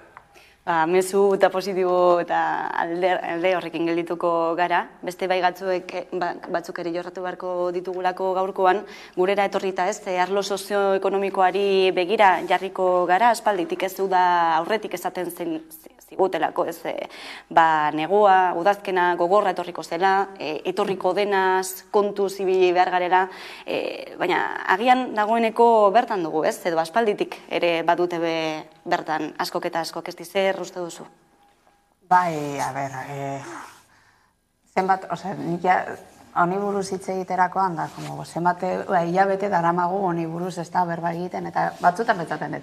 Askotan sartzen gara espekulazio baten, eta gero bizitza ez da aurrera doa edo ez, edo ikusiko dugu, baina egia da, dauzkagu hainbat eta hainbat faktore, eta justo nengoen hitz egiten gizarte langile batzuekin, koordinazio batzuk egiteko, unibertsitaterako, eta konplanteatzen zidaten, hainbat egoera larriak direnak, eta hori utzienez ikusteraztea eta planteatzea, nola jardun aldezakegu daukagun egoerari, adibidez, planteatzen zidaten, adibidez, orain elikagaien poltsa horiek, ez direla llegatzen, ez dagoela, ezin dotela, ez dela gauza bat errekurtsoen, pertsonan errekurtsoena, baizik eta ez dagoela alde batetik, klaro, lehen zegoen diruarekin noraino heldu alziren, baina orain ez da bakarrik, ez direla altzen, ez dira, gero eta familia gehiago dire. Alde batetik, gero eta familia gehiago sartu egin dira, epe luzerako, txirotasun horretan, eta gero bestaldetik daukagun egoera ekonomikoki ikusita, eta dagoen salmenten, eta gero eta gehiago egin dira, eta baita ere hemen,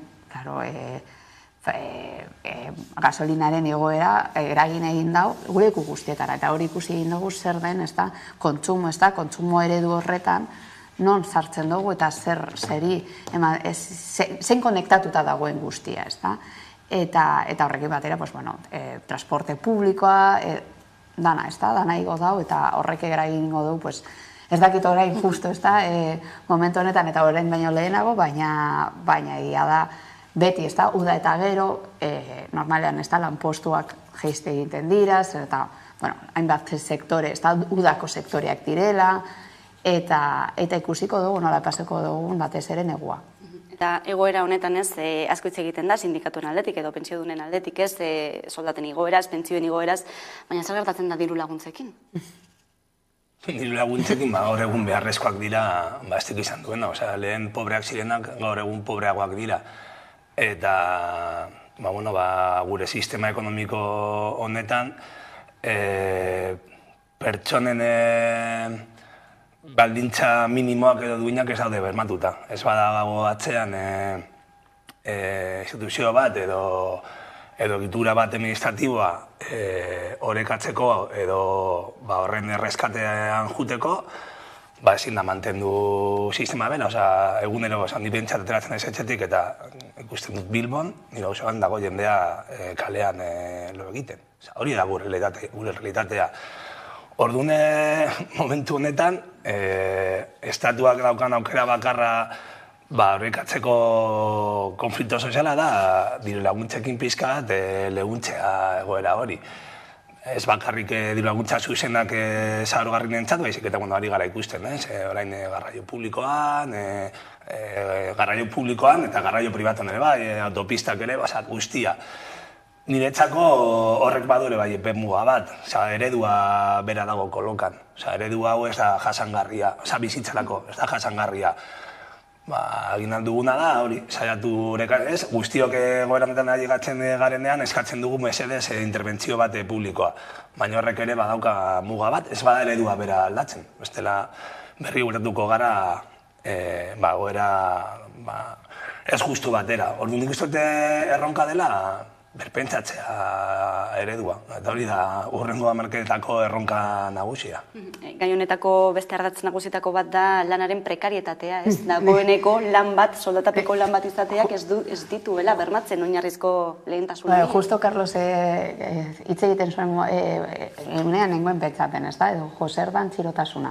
Baitaren nik klaseak ematen ditut eta honi buruz, ez da? Eta pentsatzen dut gazteok daukagun egoera. Zer, txirotasun maila dekogu.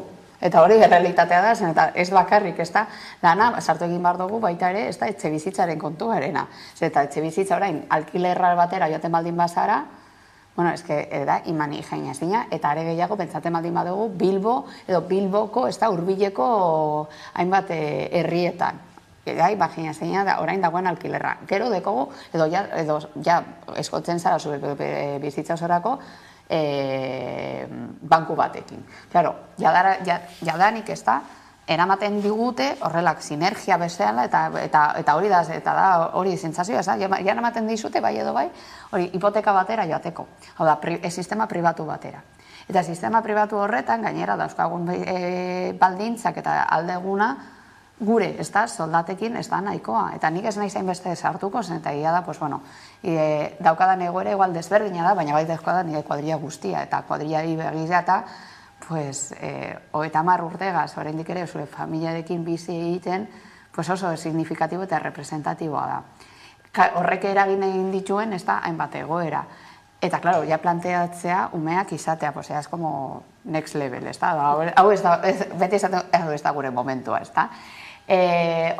Baina, klaro, zer dan txiroa izatea eta ikusi hori prekaritatea horretan, ez da, ja, sartu egingo ditut gazteak, baina sartu egingo ditut migranteak, ez da, adibidez haiek batez lan egiten ari dire, lan, bueno, oso baldintza prekarietatekin, baina normalean, ez da, bueno, edo ez dute soldata, ez da, irregular bat, edo askotak, ez da, tabernan, eta horrelako, ez da, espazio gunetan lan egiten dutenak. Eta, klaro, orain baldi duri, ez da, krisi batera sartzen ari garela, pues horrek, seguro, mindu egingo ditu, eta batez ere, ez da, pues, gure, ez da, realitatean eta gure gizartean, pues, ipiniko dugu espaloi basuenak ipintzen ditugun pertsona edo kolektibo horietara, hori mindu edo benak geratuko dira, seguro. Eta ikusiko, eta horrek egiten, lehen ez da galdetu egin dozue, zer egin diru laguntzekin. Nik daukadan galdera da zer egin gizarte zerbitzuekin. Eta daukagu lege bat 2008koa. 2008ko lege horrek ez dau erantzuna emoten, daukagun errealitate hain zabal eta konplizo honetara. Ordo, mandatzen dugu, bestelako ez da, erronkak sartzen ditugu oso zaila izango da, batez ere, begirata daukagun egoera honetara. Hain zuzen ere, gizartetze bizitza arazoak salatu eta horiekin laguntzen ditu Barakaldoko Berriotxoa taldeak, 30 urte bete berri dituena eta 25 urte daramatzate informazio bulego alternatiboarekin. Seila Fernandez, kidea daukagu pantaiaren bestalboan. Eguardion, Seila? Eguardion. Aipatu dugu, berritxu egin duzue gainera urteko balantzea, ia 1000 familiak jo dute zuen gana. Zelakoa da, zenolako laguntza bila, zelakoa da laguntza bila doazenen argazki hori? Biztanleri aktiboaren artean, 55-60 urte bitartean dituzten pertsonak dira, baina, ere badaude 30-45 urteko alako franja bat, eta ere oso garrantzitsua dena.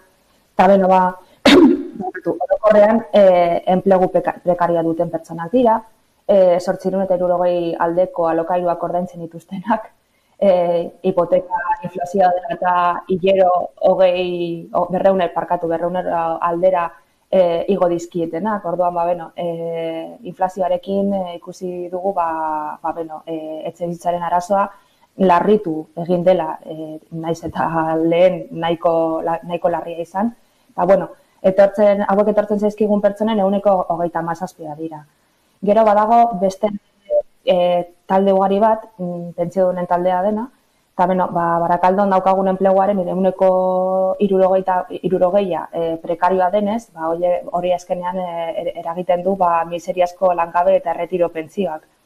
Orduan, hori da jendearen artean etortzen zaizkigun kuadroak edo. Hori esek beraz, kezka eta zalantza nagusiak. Diru laguntzei buruz ere aritu gara solasaldian, horiek jasotzeko egin beharreko prozesu burokratikoarekin laguntza ere eske doazenak ere badira, zer uste duzu prozesu honi buruz?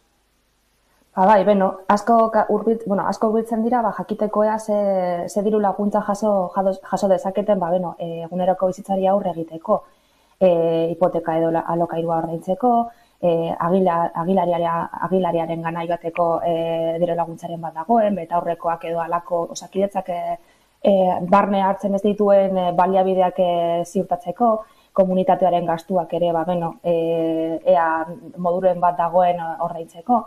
Alako kezkekin datoz jendea, eta batez ere arazoa horiek iratu ditzaketen diru laguntzak, DSB edo RGI dira, RGI-arekin batera edo DBS laguntza honekin badago etxebizitzarako prestazio osagarria alokairuari aurre egiteko, baina esan dugunez, laguntza hau, alokairuaren laguntza, 275 euro dira. Orduan, kontutan hartzen badugu zenbat kostatzen duen alokairu bat, lehen esan dugu 800 eta piko luze bat kostatzen duena, ikusten dugu ere kasu asko, non jendea gurasoetxetik jateko edo baliabiderik ez duelako, logela baten alokairua hartzen duen.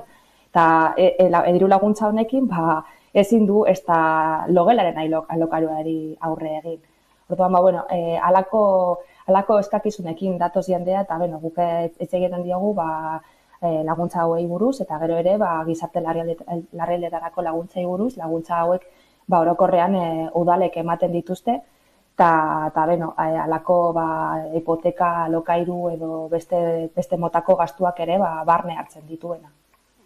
Seila, zango zenuke diru laguntzak jasotzen dutenen zenolako ikuspegia dagoela gizartean?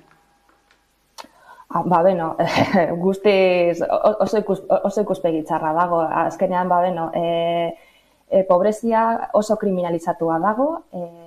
Gure gizartean, badaukagu alako ideia hori, ez dakite, arrakastatua izan bazara edo zure bizitzaren arlo batean porrot egin baduzu, zure norbanakoaren errua dela edo ardura dela. Orduan, azken finean, hori ikustatzen da, bai gizartean orokorrean, eta bai ere bulegoetara, bai lanbideren bulegoan, edo bai gizarte zerbitzuen bulegoan, udaleko gizarte zerbitzuen bulegoan, edo bai ere seperako bulegoetan aldeatzen badugu tratua.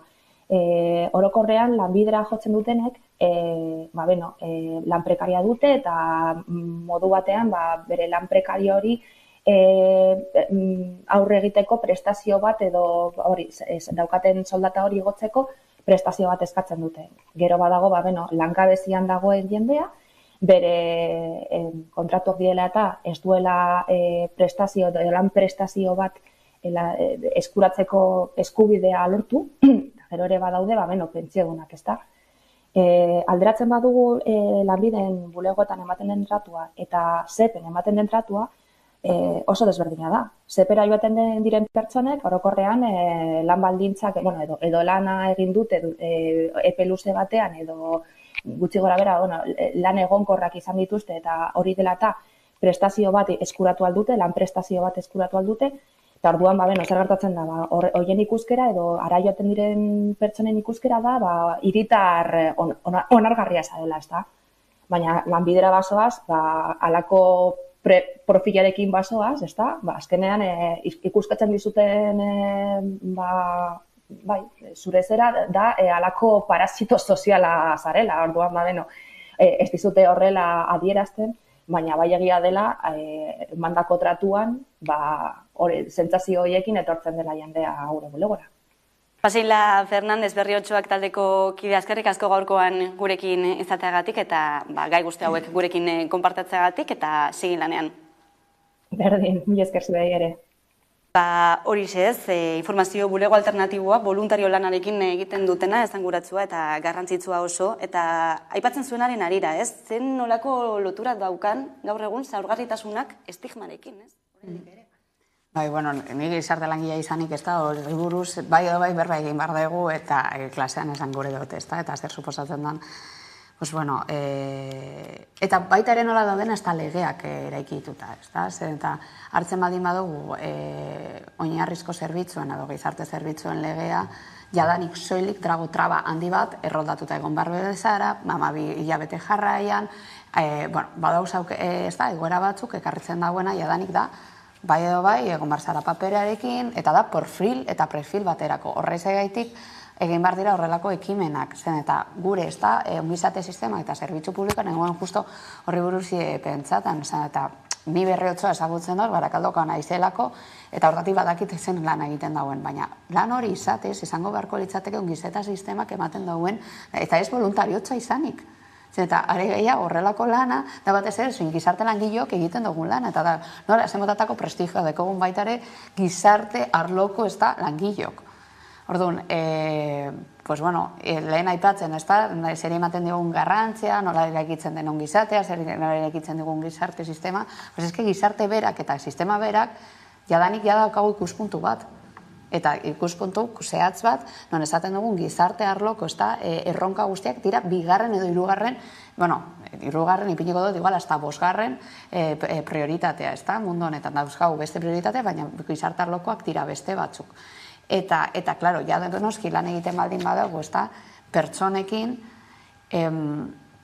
urteak eman dire, orain, lanbide, eta batez ere prestazioak hartzen dituen dira pertsona migranteak. Eta pertsona migrantekin, klaro, eta alde batetik aporofobia deitzen duguna, eta beste aldetik arrazismoa.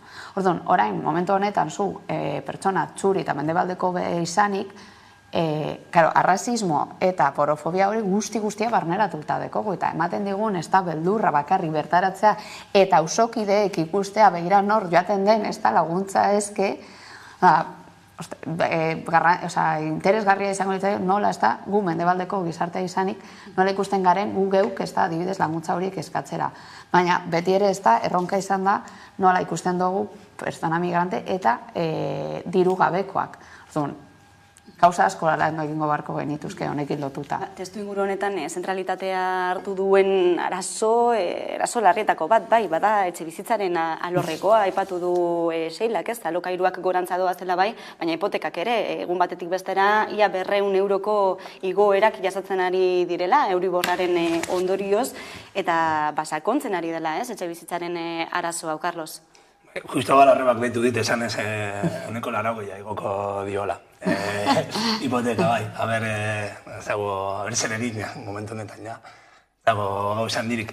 Bueno, etxebizitza arazoa da, niretzako arazo estruktural bat gure jendartean. Orain krisiak datozenean, jartzen da berriro mai gainean, baina aspaldi gu gaude dedikatzen gure irabaziren gehiengoa ordaintzeko eskubide, oinarrizko eskubide bat. Eta horre segin kalkuluak, segiten badituze kalkulak, segurazki negare egingo duzu, guk egon behar gara 10 urte, 15 urte, 20 urte lanean bakarrik gure tetxo bat ordaintzeko. Eta hori ez da batera onargarria. Eta nik zote daukagu arazoa dela, alde batetik, badaude sektore eta lobiak, eta badago batez ere politikan eskumako sektore handiek ez dutela nahi arazo hau konpontzea, badelako batzuk, oso gutxi batzuk, guztion kontura irabazteko modu bat. Eta, hor daukagu etxebizitza legea, 2015an onartu zena, PNV-ek kontra bozkatu zuen, onartu zenala ere, baina ez da implementatzen. 7 urte pasa dira, eta hor esaten genuen etxebizitza zela eskubide bat, eta ez da implementatu. Orduan, bada garaia behintzat, instituzioak onartu duten legea betetzeko, eta nik uste gainera hor berriotxoak eta herri mugimenduak baditu neurri oso zehatzak eta konkretuak. Prezioa tasatu behar da. Alokairuen prezioa, ez da pribatuena, bigarren pausoa, baina alokairuen prezioa egon behar da tasatua. Alokairuak egon behar dira registroan, prezioak egon behar dira tasatuak, eta egon behar dira logika batekin. Zera oinarrizko eskubide bat.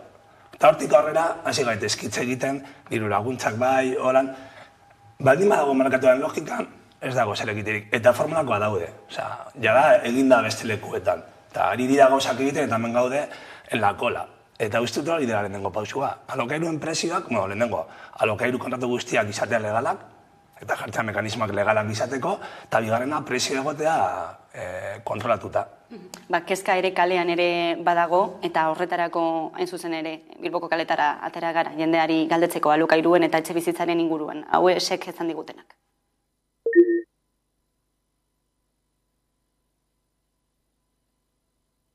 Horrela txartuko ziko da, baina, klaro, etxik dukenape, eske batzuk egoten ditxera itxena, izerrentatxo hartun, beste gauzatxo batzuk eitxeko. Orduen, aberatzak ez teki hori problemia, baina etxetxo bat egin dabenak eurentzako eta beste bat eitzen badabe, epintzen dabe alokatute eta orduen etorteako aizeilerokoa eta zain egoten diz batzuk, eske hori dana, batzuntzako bai, beste batzuk, hori da, bai. Bai, a ber, bestela basikamente ezin delako, no? Ez du ematen. Baina bai, dagoela oso garesti, adibidez, ni bizitzen naizen tokian ere bai, arazo berdina daukagu. Bai, igoten da alokairue, igoten da janari, igoten da la gasolina, bea soldata ez da igoten, orduen, kompensazion, mesedez.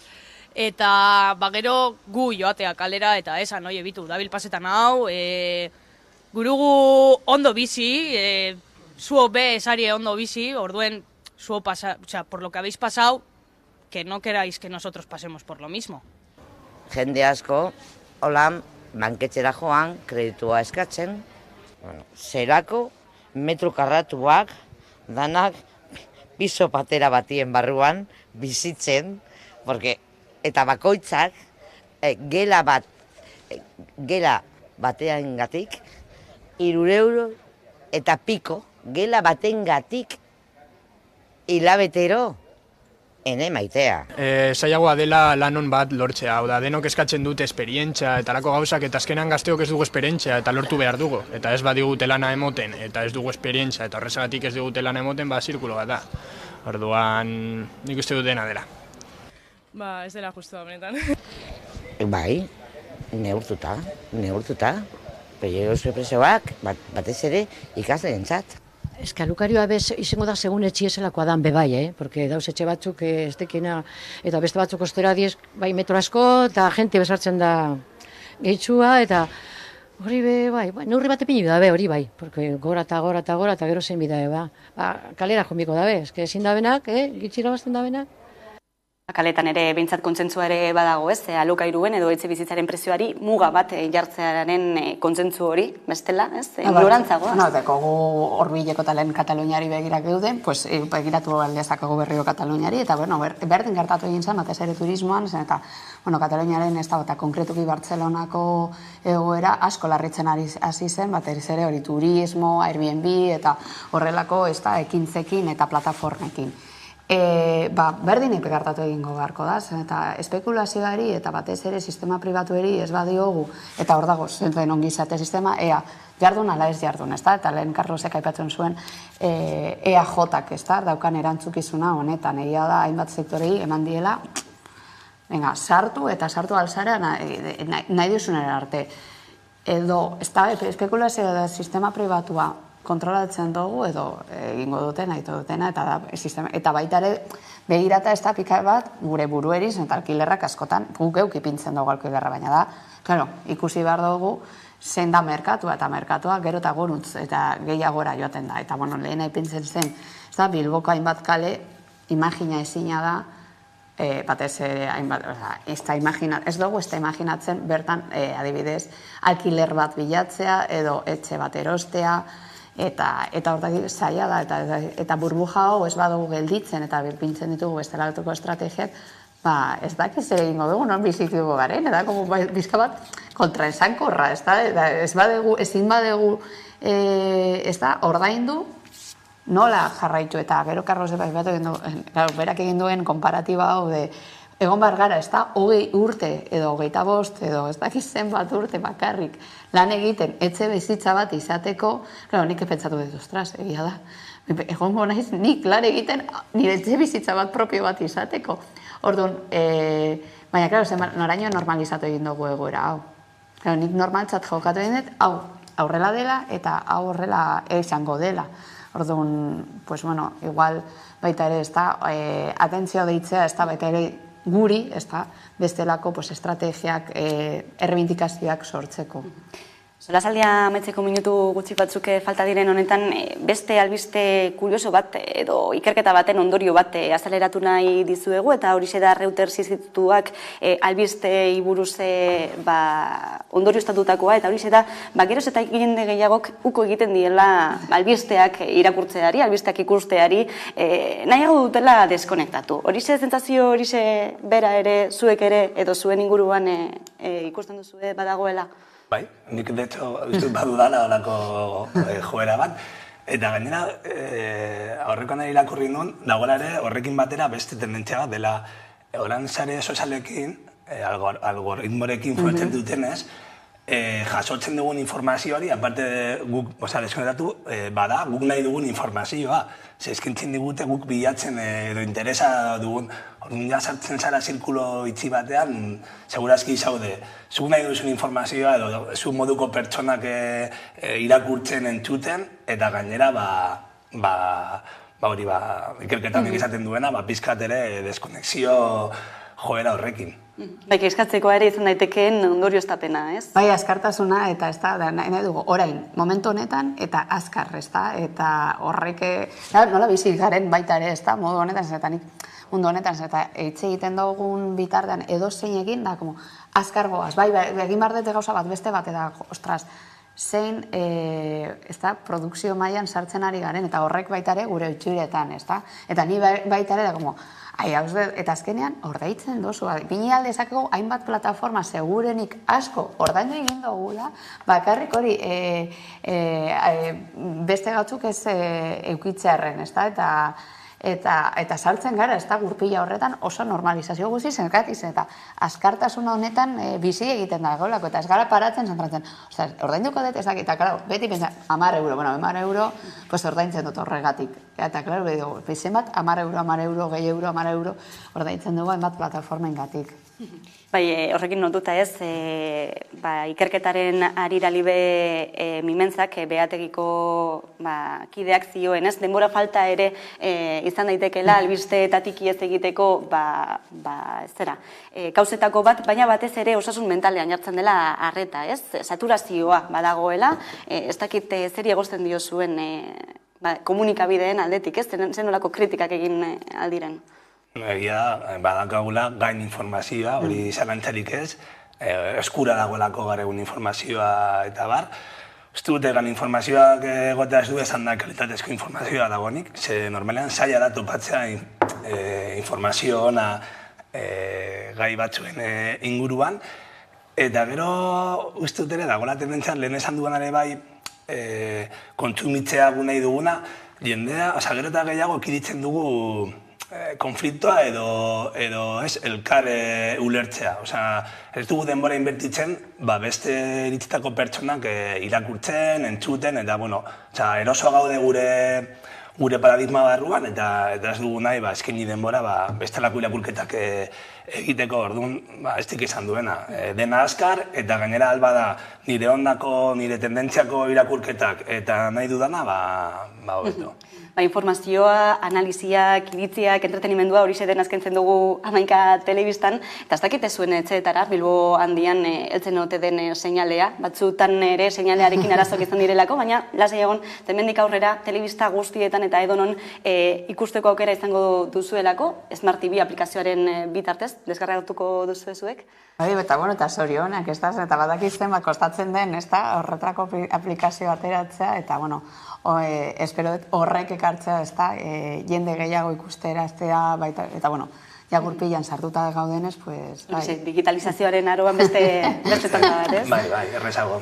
Jarraian utziko zaituztegu xehetasunak, aplikazioa deskargatzeko xehetasun horiek, ezkerrik asko, beste behin gurean izateagatik Esti Linares eta Carlosren edo gure solasaldian, eta jarraian eguneko albiste nagusia Carolina Suárez lankidaren eskutik, ondo izan.